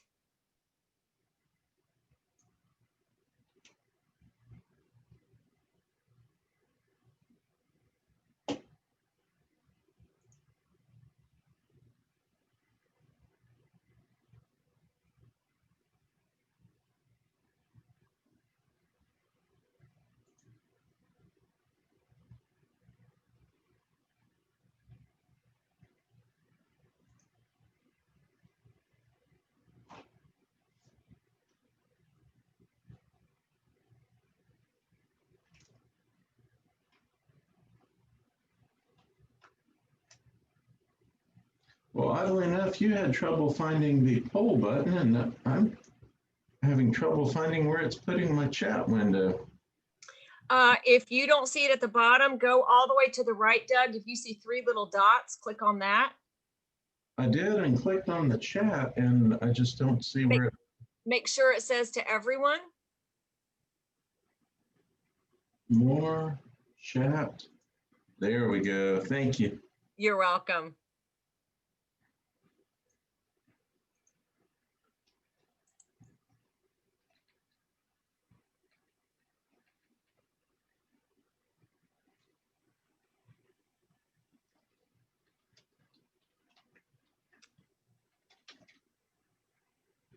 While I'm putting this in the chat window, we're going to start talking about the loan process. We got it. Thank you so much, Doug. A lender helped me some time ago put the lending process into perspective. In essence, every lender either has capital or they raise capital from somewhere, and then they turn around and loan the money out with the idea they're going to loan it out at a higher interest rate than what they are paying to get use of the money. Now, the important thing is most lenders don't have unlimited sources of capital. The ability to sell loans to other lenders, even if a lender doesn't do that, but the ability to is part of what makes our lending process standard. If I make a loan, I don't want to make a loan that no one else will buy. Who wants to make a product that you can't sell? So you want to make a loan that is what we call sellable in the secondary market. The way that we do that is we use standard loan criteria, Fannie Mae, Freddie Mac criteria. Now, when you and I think of how many different types of loans are there, you and I might think, well, there's what, 4 loans, 5 loans? There's a conventional loan, there's an FHA, there's VA, there's USDA, and those are the 4 types of loans. But within each loan category, there are hundreds of subcategories. A conventional loan, well, you can have this kind of conventional loan that's based on the buyer putting 20% down, or you can have a conventional loan with mortgage insurance. You can have a conventional loan where the buyer doesn't pay mortgage insurance, but takes a higher interest rate, and they build the cost of the mortgage insurance in that way. So within each category, conventional, FHA, VA, USDA, there are hundreds of sub-loan classifications.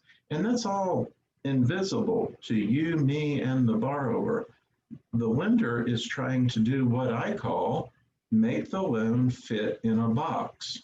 They want to say, this loan is an FHA class 11245, And what an FHA class, and I'm making up the number, what that means is this is an FHA loan and it requires a borrower with a minimum of 2 years job history in the same job, a minimum of 620 credit score, and a this, and this. There are all of these criteria. And you say, well, my buyer doesn't have 2 years of job history. And the lender says, no problem. I won't get them this FHA loan. I'll get them this other FHA loan.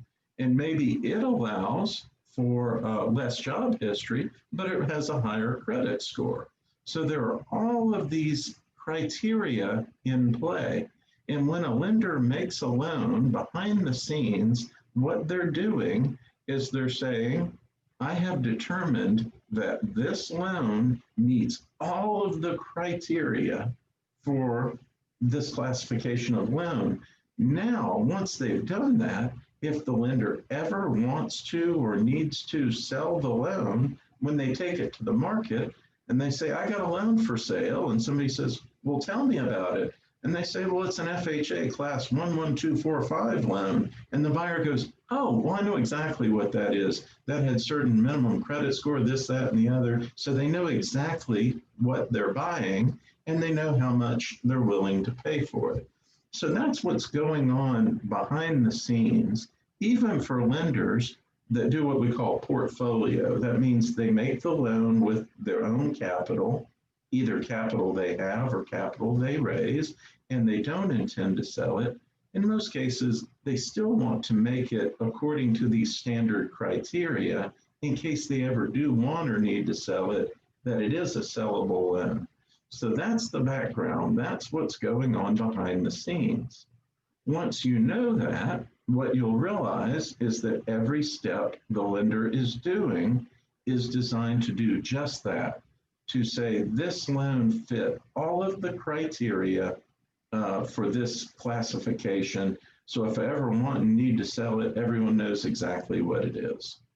That begins with the pre-approval step. When a buyer comes to a lender and says, I'd like to get a loan and I'd like to get pre-approved. And the lender asks them 5 questions and runs it into kind of a matrix, a spreadsheet, and says, you know, based on the information that you have given me, I think that you could qualify for a loan of up to this amount. So that's great. Now our buyer can go shopping. Now they found the house that they want to get, and they go back to the lender and he goes, well, now let's get you, let's take it a step further. Let's pull your credit. Let's do all these other things. And let's begin to fill in all the data points to find out exactly which loan you can get. And every data point either qualifies them for a certain subset of loan or disqualifies them. In the simple example I gave earlier, we pulled this loan had only 2 criteria, job history and credit score. So we pull it and say, okay, if you have a 620 credit score and you have 2 years job history, I'll get you this loan. Oh no, I'm sorry, you have less than 2 years job history. Well, I'll get you essentially the exact same loan, but now I need a minimum of a 640 credit score because you have a little less job history. So the lender takes the application and they begin pulling all of the borrower's data, credit data.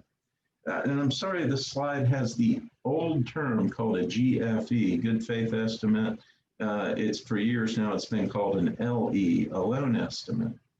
This is what the government requires a lender to give to a borrower in advance when they apply for a loan.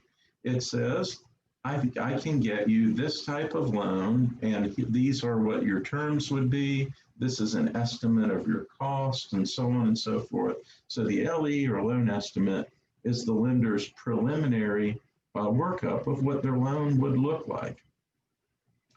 Now, there are beyond what the lender does internally, which is qualifying the buyer, looking at their credit score, their job history, their income, their assets, so on and so forth. The lender's looking at other things. They're looking at the property.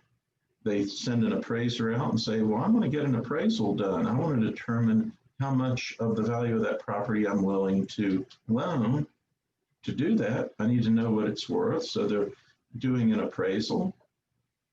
They, due to years and years ago, there was problems with lenders working with appraisers to manipulate appraisal prices. And the government stepped in and they said, we don't want lenders working directly with appraisers. We want appraisers to have some level of independence. So they came up with this idea of, we will have an appraisal management company. So lenders order appraisals from an appraisal management company, who in turn engages the appraiser. And it's designed to put that wall between the lender and the appraiser, so the appraiser can act independently and not feel swayed by what the lender wants them to do.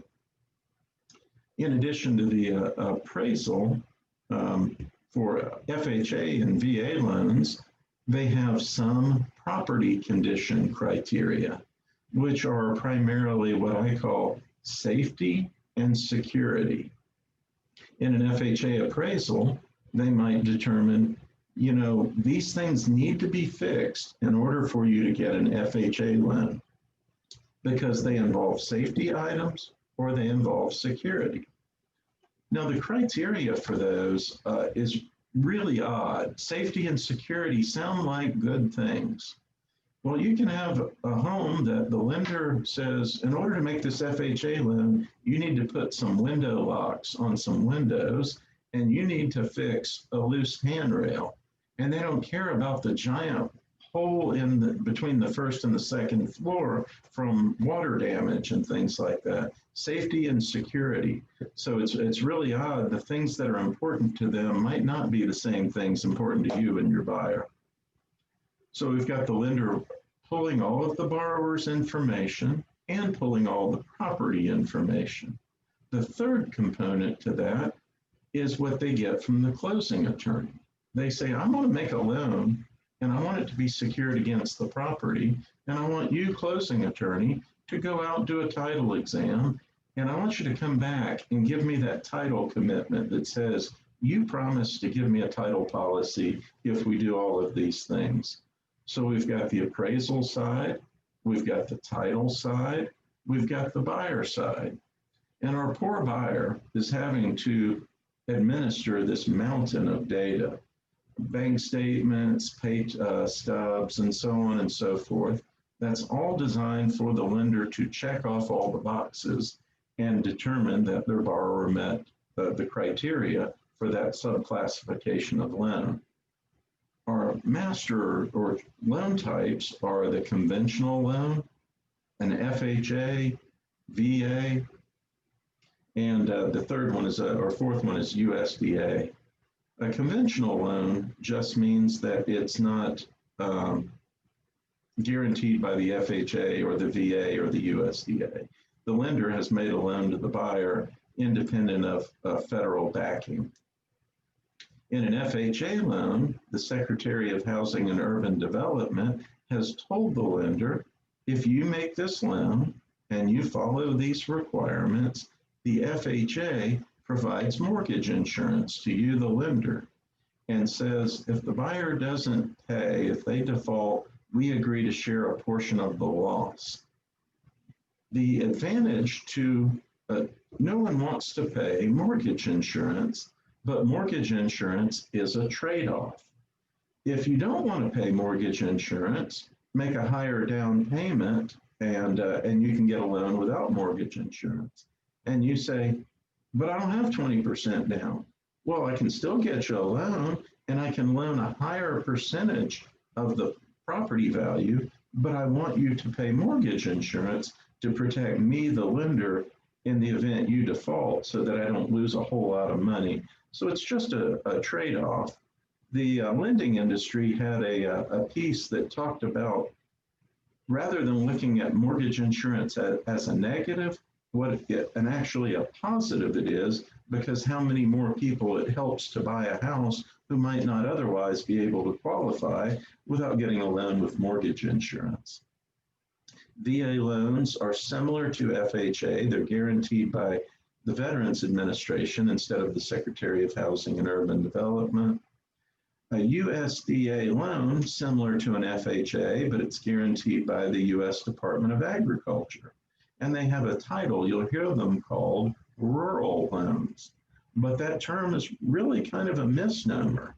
As places like Atlanta have grown, there are places that you no longer think of as rural at all that still meet the qualifications for a USDA loan. For example, between Atlanta and Athens, there's some really nice communities. I'm not sure what subdivision they're in, but you would not think of it as a rural community, but it meets the definition from a USDA perspective. The other thing that lenders look at is making a fixed rate versus an adjustable rate loan. Because historically, where we are now, our interest rates are so low that I almost never, at this point, see adjustable rate loans. The interest rates are low enough that most everyone who gets a loan says, I'm going to lock in at a fixed rate. In an adjustable rate loan, the lender is willing to offer a lower initial interest rate because they know the interest rate will change over time. It changes based on what's called an index plus a margin. The index might be the prime rate published in the Wall Street Journal, and they say, we're going to take the prime rate and add 2.25%, and that will be your new rate, and your rate will fluctuate over time. So again, the trade-off there is the lender might allow a lower initial interest rate in exchange for knowing that the interest rate will change over time. And they spell out all of the criteria on when it changes, how much it can change, and what the changes are tied to. Now, the final step in the lender's process is underwriting and approval. Your loan officer and loan officer's assistant or processor are the people who are working directly with your borrower. They are gathering all of the mountain of data from them, the bank statements, the pay stubs, the tax returns, and everything else that they ask for. And what they're doing is going through that checklist to say, we're going to make this kind of loan, and I've got all the paperwork to substantiate that we have everything we need to say, yes, it's this kind of loan. But the underwriter is the one that has to review it and say, yes, I agree. You have dotted all the I's, crossed all the T's, and your borrower has exhibited all the criteria for us to make this type of loan. The other option is the underwriter really has three things. Yes, we've met everything. No, we haven't. Or they can make some type of conditional.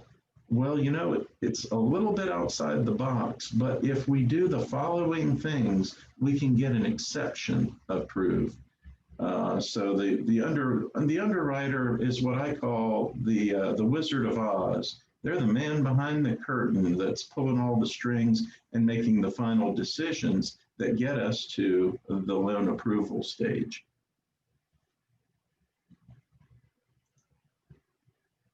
Any questions on sort of the background on what's happening here in the loan process?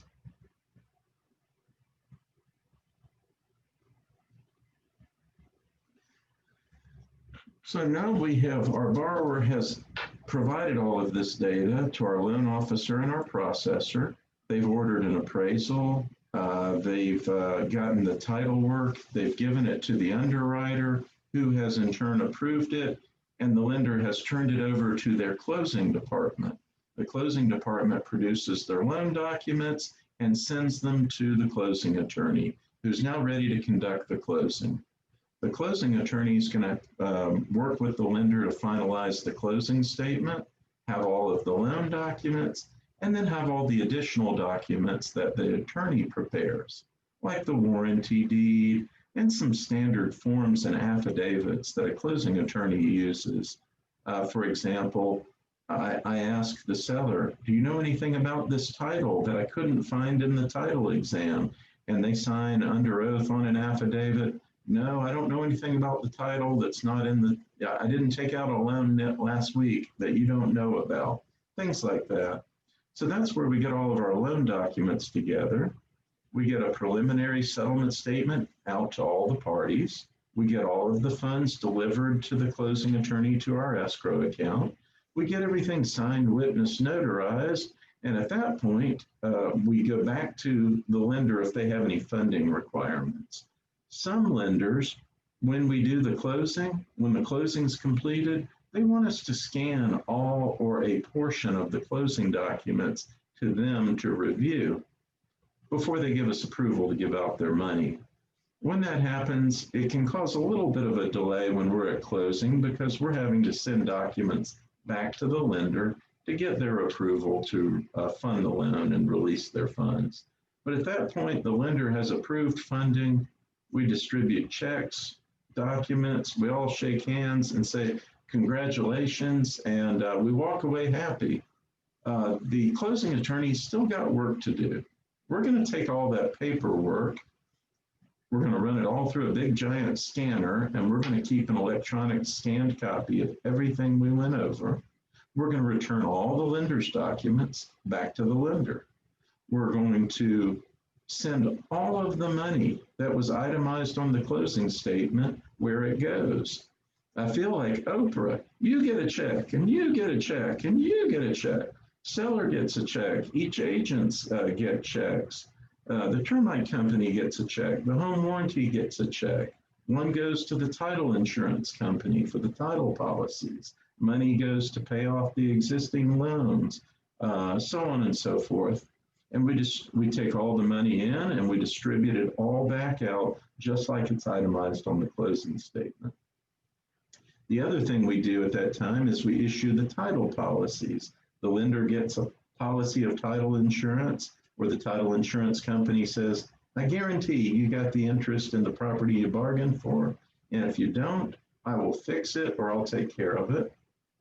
The other thing we've got to do is we've got to record these deeds.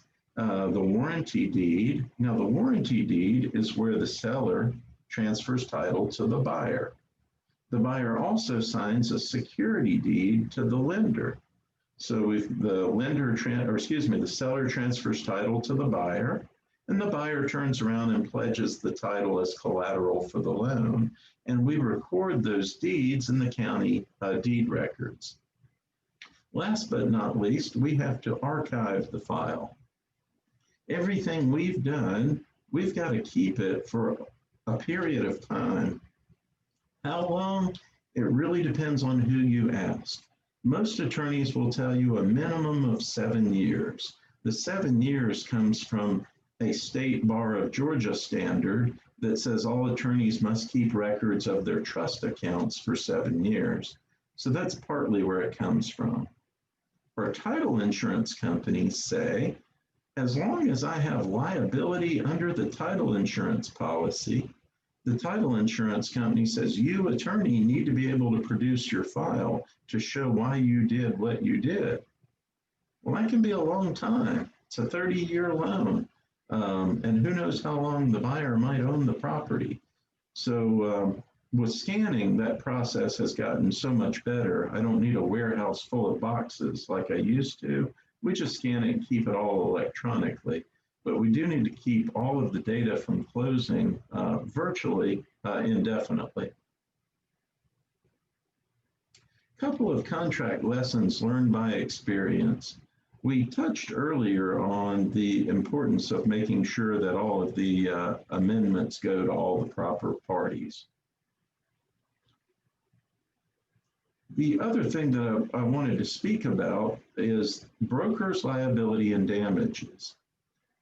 What I want to explain here is over the years, our industry, real estate agents, have told the public, you should work with me because I am a licensed professional with specialized knowledge.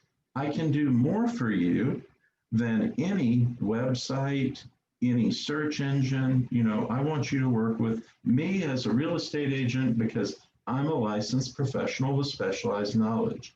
And that is great. That is the reputation we want our industry to have with the public. The flip side of that has been a rise in claims for malpractice or E&O, errors and omissions, against agents. Parties say, you were there to represent me and you held yourself out as a licensed professional with specialized knowledge, and I'm unhappy with the result that I got, and it's therefore your fault. So one result of the building up our public image as professionals has been to create a malpractice liability for agents. Even though a broker might not technically be in a fiduciary relationship, you need to exercise your best due care, giving information and opinions, not only in drafting the contract, but also with respect to condition of the property and all of the surrounding circumstances. Never forget that you're representing a party that's relying on you for your expertise and knowledge. The other thing to remember is you are a real estate agent. You are not an expert in every field that pertains to real estate. And our GAR contract speaks to that. It says you are not an attorney, you are not an architect, you're not a structural engineer, a pest inspector, and the best advice that you give to your parties is all of the things that good common sense dictates that they should do.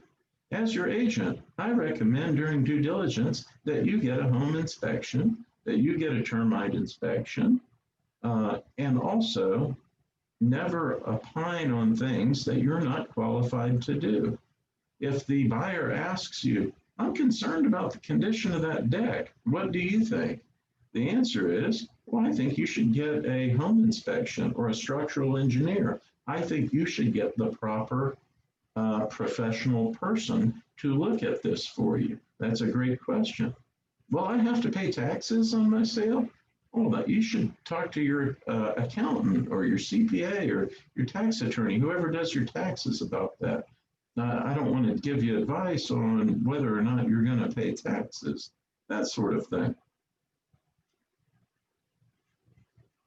Doug, we have a question. When does common sense from an agent regarding with their agent's when does common sense from an agent's real estate experience cross the line into practicing law?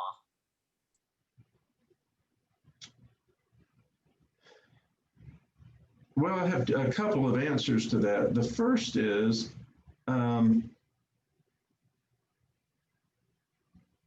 give me a minute, I'm trying to distill some thoughts together. Pretty much, you know the things that you should know as a real estate agent.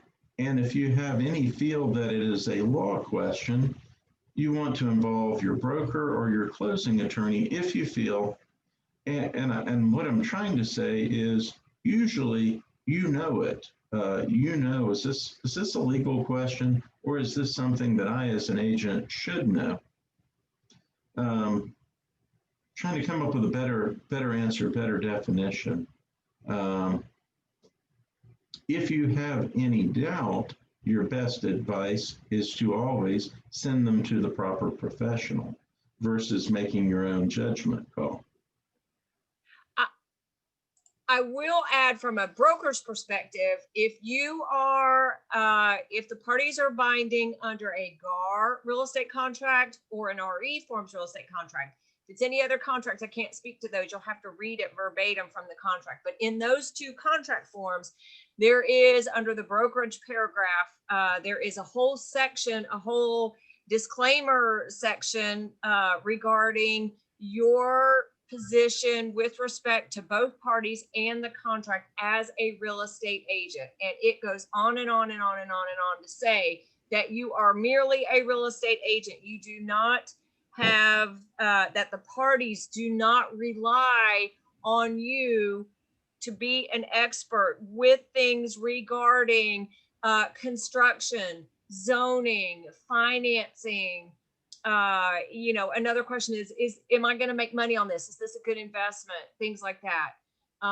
So that is number one, that is definitely spelled out in the contract. Also in 2020, the GAR purchase and sale agreements, and I imagine they're going to keep it for 2021. It does also go on to say that any answers that you provide for any questions are answers coming directly from the seller, unless you specifically state that it is your information from you and not the seller. Additionally, in the GAR contract forms, there is a form, and I don't remember the form number, that's a whole fill in the blank question and answer. So, if there are questions, I suggest you use that and get it signed by the party that's providing the answer. You may have a lot of real estate experience, and this is one you should do. So I would always, as a broker, and Doug, you can comment on this legally because I'm not an attorney. I would always preface your remarks by something like, my past experience or my past clients have indicated this. However, things always change. If this is something that is important to you, you have a duty to yourself to determine the answer by checking with such and such and such resource. For example, what's the zoning? You need to go to the zoning board of that county. Are they planning to do any eminent domain and take my front yard? You need to check that from the county. What school district is this in? You need to direct the person to that school and find out. That school districts change all the time right now. So you can say, my past experience, this has been in blah, blah, blah school district. But if this is something that's very important to you with respect to this sale, you need to check with that. And I, as a broker, strongly suggest you get that in writing. That's my broker opinion. And pointing out what's in the GAR and the RE forms contracts. Esquire Dean. Two other things I'll mention along that topic, which come from our license law class, is you never want to be party to a misrepresentation or falsification, but there is naturally some tension in what you do.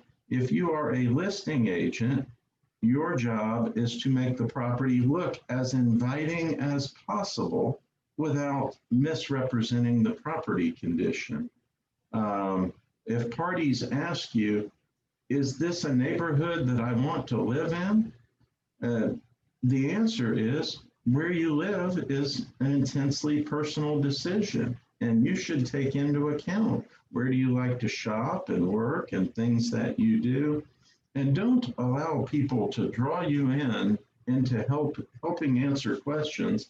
Like Dana is saying, that you really need to either rely on their own personal decision or get the proper professional. And Dana gave you a good way to couch it.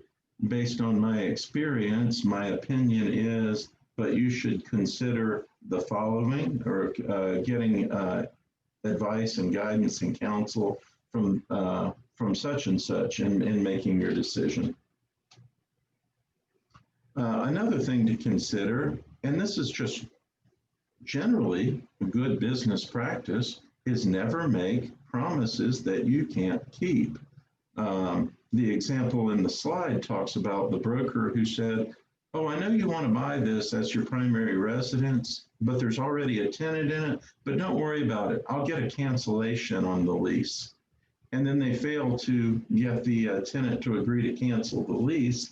And then they're subject to some liability to the buyer for the representation that was made.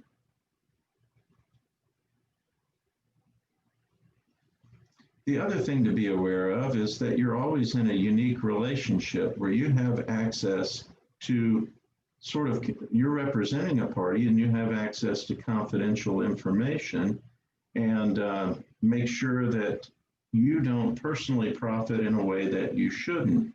The example I used was in South Georgia. There were two brothers who were selling, and one of the brothers' rivals wanted to buy the property. And one brother said, I don't care. And the other one said, I'll burn the house down before I will let my rival buy this home. And the agent said, well, how about if I buy your home? And the agent did buy the home from the two brothers, And guess what the agent did? Turn around and sold it to the brother's rival and made a profit on it. And it didn't take long for brother one to come back, sue the agent, making a secret profit for, intentionally doing something that the brother had specifically asked him not to do. When you want the Doug, yes. Doug, before you go on, I'm sorry, we have a question back about title insurance. Is it good for as long as you own the property, even if you have paid it in full, and is it transferable? Two questions. The first one, owner's title. First, I'm going to back up a step, but I'll answer both questions. Owner's title insurance insures the owner as long as they own the property and potentially even beyond. When you sell the property, if the buyer has a title problem, you remember you convey by warranty deed, they can come back to you. If they come back to you and say, I have a title problem, your title insurance still protects you. So owner's title insurance is a one-time fee, and it's good as long as you own the property. And even beyond if you're sued under the warrants of title after you've sold it. The other advantage to the owner's title policy is, let's say you bought the property and there were no problems noted, and when you went to sell it, they said, it looks like the loan by the former owner of the property never got canceled. If you don't have title insurance, you've got to go fix that. You've got to go get a cancellation for that old loan.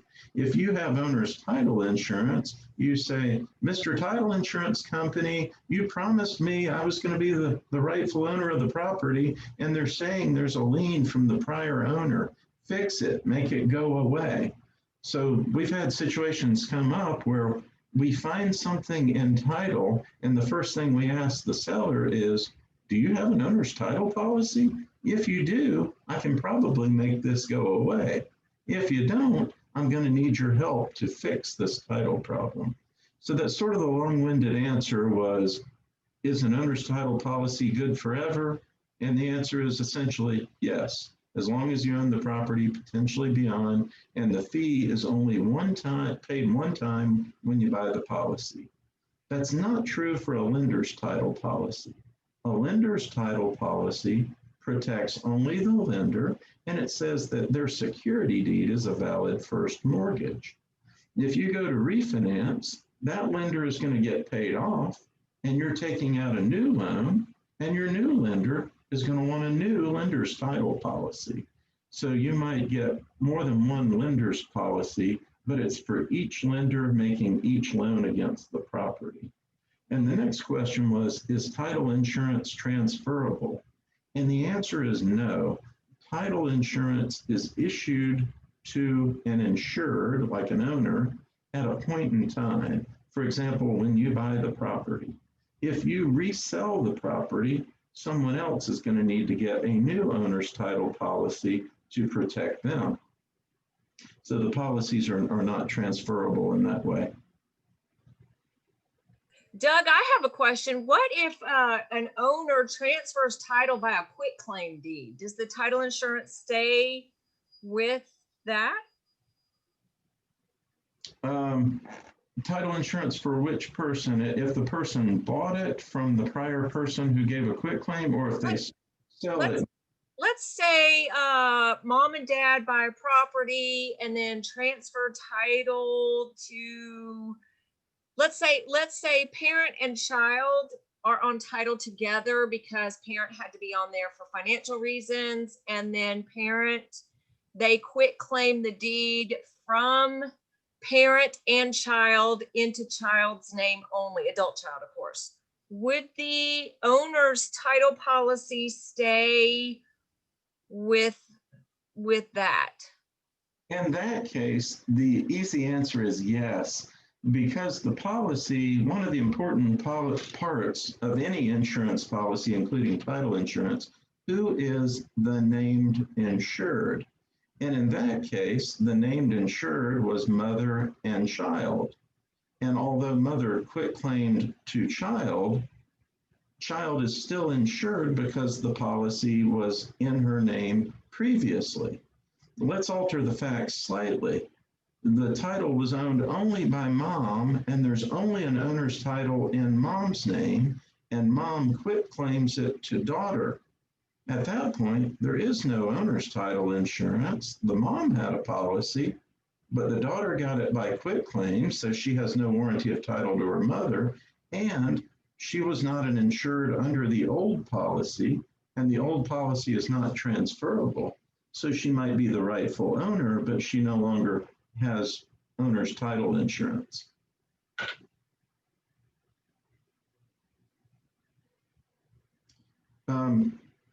If you want the closing process to go smoothly, make sure you give your closing attorney addresses, phone numbers for sellers, buyers, and agents. It is surprising to me when I get contracts and there are all those sections, and I believe, I know in GAR and also in the RE forms for addresses and phone numbers, and I got nothing. The first thing I do when I get the contract is I pick up the phone, I call you, the agent, and say, congratulations on the sale. Thanks for sending the contract to me. Now, how do I find all these people? Because I need to reach out to them and start getting information to conduct their closing. Make sure the closing attorney and lender are informed of any amendments, any revisions to the purchase and sale agreement. If a power of attorney is going to be used, make sure the closing attorney knows as soon as possible. If the parties already have a power of attorney, the closing attorney and the title insurance company need to review it and make sure it's acceptable to them. If they don't already have a power of attorney, we need to prepare one, we need to allow time to get it executed, and we need to make sure that the lender will approve the use of the power of attorney. So just be aware when there's a power of attorney to work on that as early as possible up front. The other thing I'll say is sometimes there's legitimate needs where we need a power of attorney. The husband's already moved out of state to start his new job. The wife is selling the house. He's not around for closing. We want him to give the wife power of attorney so that she can sign for both of them, and that makes sense. We had a couple buying a home, and the husband wanted wife to give him power of attorney because she was going to be busy shopping for the new home and didn't want to come to closing. Purchase of a home is usually the largest financial investment people make. They need to take it seriously and participate in it. It's like, ma'am, you can come to closing for an hour and sign your loan documents and then get on to the shopping. I didn't think that was a real efficient use for a power of attorney. Make sure that buyers and sellers understand the funding process. We get loan documents, we sign them at the closing table, but there are things that can cause delays. Some lenders want us to scan all or a portion of the closing documents to get approval to release their money. Other lenders, there's a time lag between when they release the funds, and we aren't closed until we have all the money. Some lenders fund only at certain times of the business day. Make sure that you know, yes, our lender can fund. If we're closing at 5 p.m.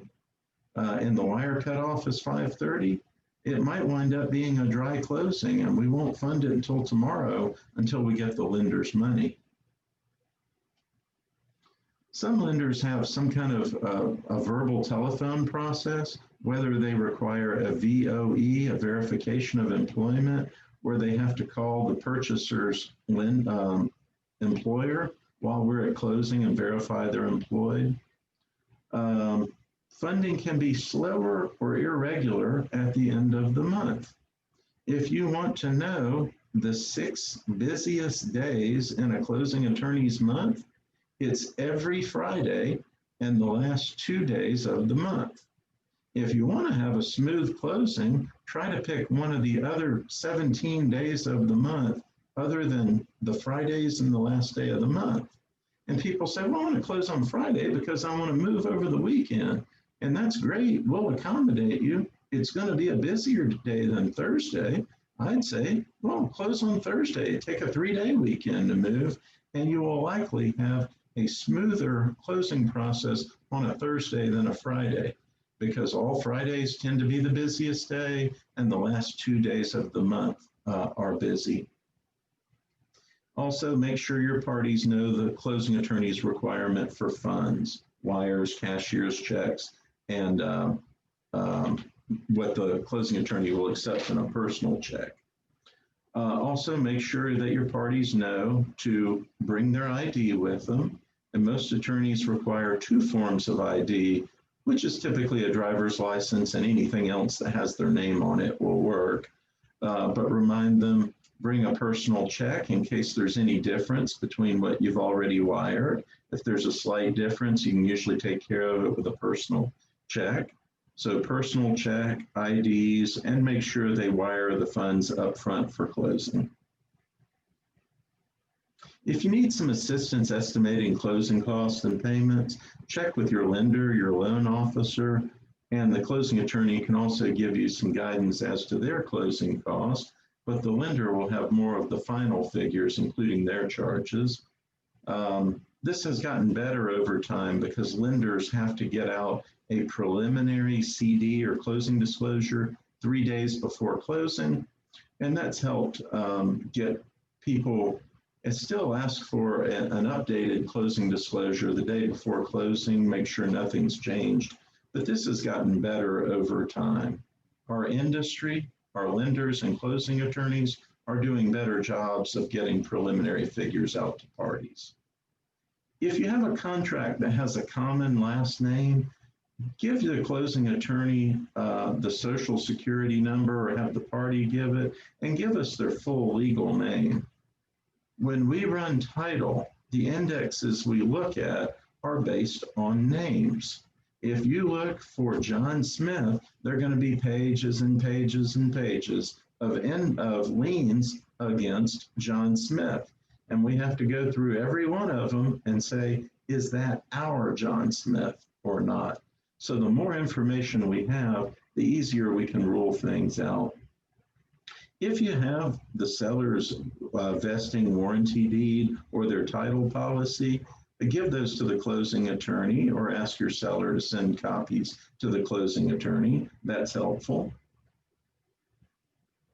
If you know of liens or potential problems, probate, bankruptcy, divorce, let your closing attorney know as soon as possible. I had a closing recently where the agent told me when she sent the contract, she said, my seller recently had the driveway repaved and she and her contractor are in a dispute. And it was good for me to know that because I was worried the contractor might file a materialman's lien. And I was able to work with the contractor and the homeowner, get it resolved, and handle the payment so that it worked out well for everybody. I wouldn't have been able to do that if the agent hadn't told me about this issue. The fact that they told me there was an issue going on between the seller and the person that paved her driveway helped us make sure that was not an issue and the closing went smoothly. Make sure your buyers know that preliminary disclosures are just that, preliminary, they're estimates, and there are always going to be some slight changes. Let the closing attorney know when your buyer changes lenders. We've had more cases than you might imagine where we are working with a lender and neither the lender nor I know the buyer is now working with a different lender.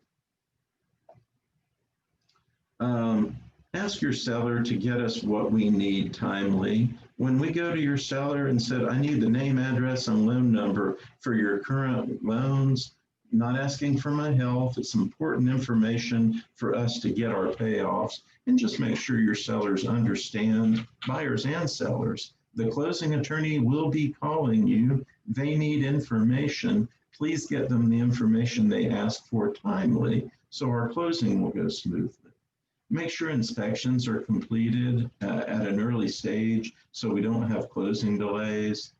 Make sure that we know who's paying for what. If there are any last inspections, termites, that we know what side of the closing statement to put them on. If a termite letter is required, make sure it's obtained early enough that it doesn't cause a delay. The only loan that currently requires a termite letter is a VA loan. VA loans still require a clear termite letter. Deed title policy survey, if you have them. Tell your seller to help us out with the information we need to get the payoff on their loan. Let us know at an early stage if a power of attorney is going to be needed. If we have a mail away, I use the situation where husband's moved out of town, wife's still here and she's selling. Maybe the whole family has already moved away and the sellers won't be attending closing. And let us know up front, this will be a mail away to my sellers. They've already moved and they're no longer local in Atlanta, so we can make arrangements to have a local attorney where they live handle their side of the closing documents. If money needs to be held in escrow, like repairs, make sure to let us and the lender know as early as possible so that can all be approved. This is the part when I tell you we are 8 minutes early, but you have survived from contract to closing, what to expect from the closing process. In the words of Kenny Rogers in The Gambler, I hope you found an ace that you can keep. I hope I've given you some pearl of wisdom that you'll be able to walk away and say, I got some good information from the class. We do have 7 minutes remaining, and I'll certainly stick around the next 10 minutes or so. If you have any questions, I'll be glad to answer them. Otherwise, I want to make sure that everyone completes the polling process before we end it. And we will get ready to wrap it up here. And also, everyone, please make sure before you leave to once again type in your name, email address, and real estate license number. Doug, I have just a couple of questions and comments or questions about two things. One is survivability of the contract and after closing. Well, a couple things. One is, when is a transaction actually considered closed? What I look for is, and I even have a document in my closing documents that says this, that I consider the transaction closed when all parties have signed all documents and I have received all funds. It isn't done until I have both. If all parties have signed and I've received all funds, at that point I say we're closed, funded, and dispersed. No takebacks. And just from a broker perspective, we have a lot of issues or questions where documents are signed on a Friday, but it doesn't fund until Monday. What would you say to our agent students regarding that in terms of what they should tell their clients? I've had that conversation with several people recently.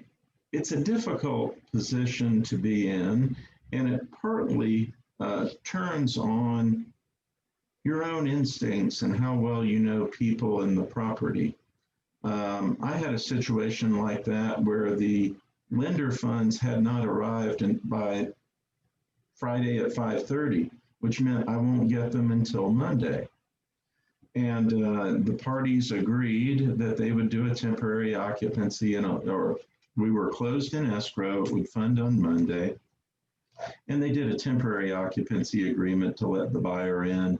And we did get the money on money on Monday, and everything went smoothly. But there is a real potential risk in letting somebody into a property before it is closed, funded, and dispersed. Once they're in, you've got to evict them to get them out if the money doesn't come through. So you kind of have to weigh the factors. What is it that we're waiting on? Who is it coming from? What is the likelihood that we'll get these things? I have a new construction builder that I work with, and just point blank, he's not going to let the no keys till he has money, and that's the way it is. Yeah, and there's a lot of things that can change over the weekend. My broker perspective is definitely you need some sort of paperwork done at closing if it has not actually funded at that point. Um, so great information there. The other thing is, can you comment a little bit more about survivability of closing? You touched on it, but for example, repairs. Let's say a buyer and a seller negotiated that the seller was to do ABC repairs, and they do the walkthrough and the seller has not done them, and they choose to close. Is the seller still responsible for this? Is a loaded question. I know there's a lot more answers than just a simple answer, but can you just talk a little bit more about survivability and what that really means in practice? Sure. With respect to your specific question, I'm concerned for the buyer. If they accept it without the repairs and they don't add some type of amendment that the repairs will survive closing, the requirement to do the repairs, then I'm afraid your buyer might wind up in a situation out of luck. The seller didn't do them. We got to closing. Now we have merger, and the seller says, I'm not doing them and you can't make me. So if you're in a situation, and the best answer is if you're in that situation, agree to hold back a repair escrow. We agree to hold back a portion of the seller's proceeds. We'll give the seller a period of time to complete the repairs. And in the event he doesn't, the buyer can do the repairs and pay for them out of the repair escrow with the remainder back to the seller. And we've done that successfully in situations where repairs just didn't get done before closing. And it worked out mutually beneficial all the way around. Everyone wound up being satisfied with the result.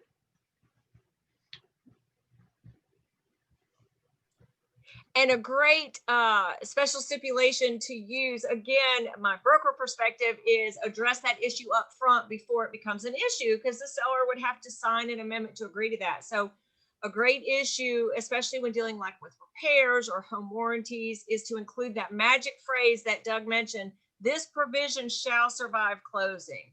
And that gives a basis of legal responsibility to fulfill that contract provision. All right, we've got, and you need to read your contracts to see what survives and what doesn't survive. If you guys are parties to the GAR, Georgia Association of Realtors contracts, there are very, very specific things that do and do not survive closing. If you're a party to the RE Forms contract, there are other things that do and survive closing. And if your parties are on a new construction contract, attorney written contract, investor contract, you need to read through that. So one question, Doug, is if it does not state specifically what survives closing, is there any legal precedent or case law regarding what does survive closing? I'll be very candid. What I do is the transactional side, the closing side. The litigation side gets further downstream for me. So off the top of my head, if you're saying what's kind of a general rule of thumb from case law in terms of survivability, the first answer is going to be the four corners of the document. What does the document say survives? Beyond that, I'm sorry, I don't have a good answer for that beyond the document itself. And it probably just from what I have read of case law with things like repairs, it probably would depend on what constitutes, how material it is to the contract, if it's an issue. All right, we've got a question. Example situation, the seller is out of town. Buyer doesn't close on time per the contract. Buyer's agent gets extended by 8-day unilateral closing. Buyer gets approved at the last day of closing. Seller doesn't have enough notice. Buyer signs the closing document. Seller gets a mail out. Closing happens at 4 p.m. on a Friday. Buyer wants keys to the house. When is it legally right to give the keys to the house? Great question. The best answer is rely on your closing attorney. are we closed, funded, and dispersed? There are situations where we have a seller mail away, and this is one of the reasons that attorneys should insist on having in a mail away. I don't send documents to the seller and say, go to the bank and get them signed, witnessed, and notarized. I insist on having somebody represent me, whether it's a mobile notary or an attorney where the distant person is, to handle the documents on my behalf. If they get those documents properly signed, witnessed, notarized, and scanned to me, I can disperse from that, knowing that the person representing me is overnighting those documents back to me. But I think the answer to your question is, if you have a question, if you should be giving keys, is ask your closing attorney, are we closed, funded, and dispersed? And if we're not, and you want to be in a position to give out keys, consider whatever type of paperwork, temporary occupancy agreement, all the parties need to sign in order to do that. Yeah, and that's what I would say. If it's not funded, then it technically is not closed, and you need to get something in writing signed by buyer and seller regarding possession, even though it's not closed. Temporary occupancy agreement. Awesome. All right, everybody. We are at the end. I thank everybody so much. Doug, fabulous, fabulous information. It's always interesting. The attorney, everybody has a different perspective, just a little bit different angle to which they approach real estate contracts, depending on your position with respect to that deal. And I always so much value hearing your legal perspective on issues, broker perspective. There's a lot of overlap, but there's a lot of difference. And it's just so wonderful. We are so fortunate to have had you teach this course, and just really, really love it. So thank you guys so much. Again, if you have not done so, if you've already done so, you don't need to do it again, but just one last time, type in your name, email address. Doug, on your thing where it says poll, if you hover your mouse over there, you can click end poll now. Oh, yeah. And you guys, I do not see any additional questions. So lots of congratulations and well done, and appreciations for the class in the chat. So absolutely, Doug, thank you so much. I am going to end the recording, and I can't do that. I'm gonna have to take the host back. Did you end the chat, end the poll? I did end it. The polling is closed, and we had 33 of 33 voted. So hats off to our students for following directions, doing a great job. Terrific. And I am going to end the recording.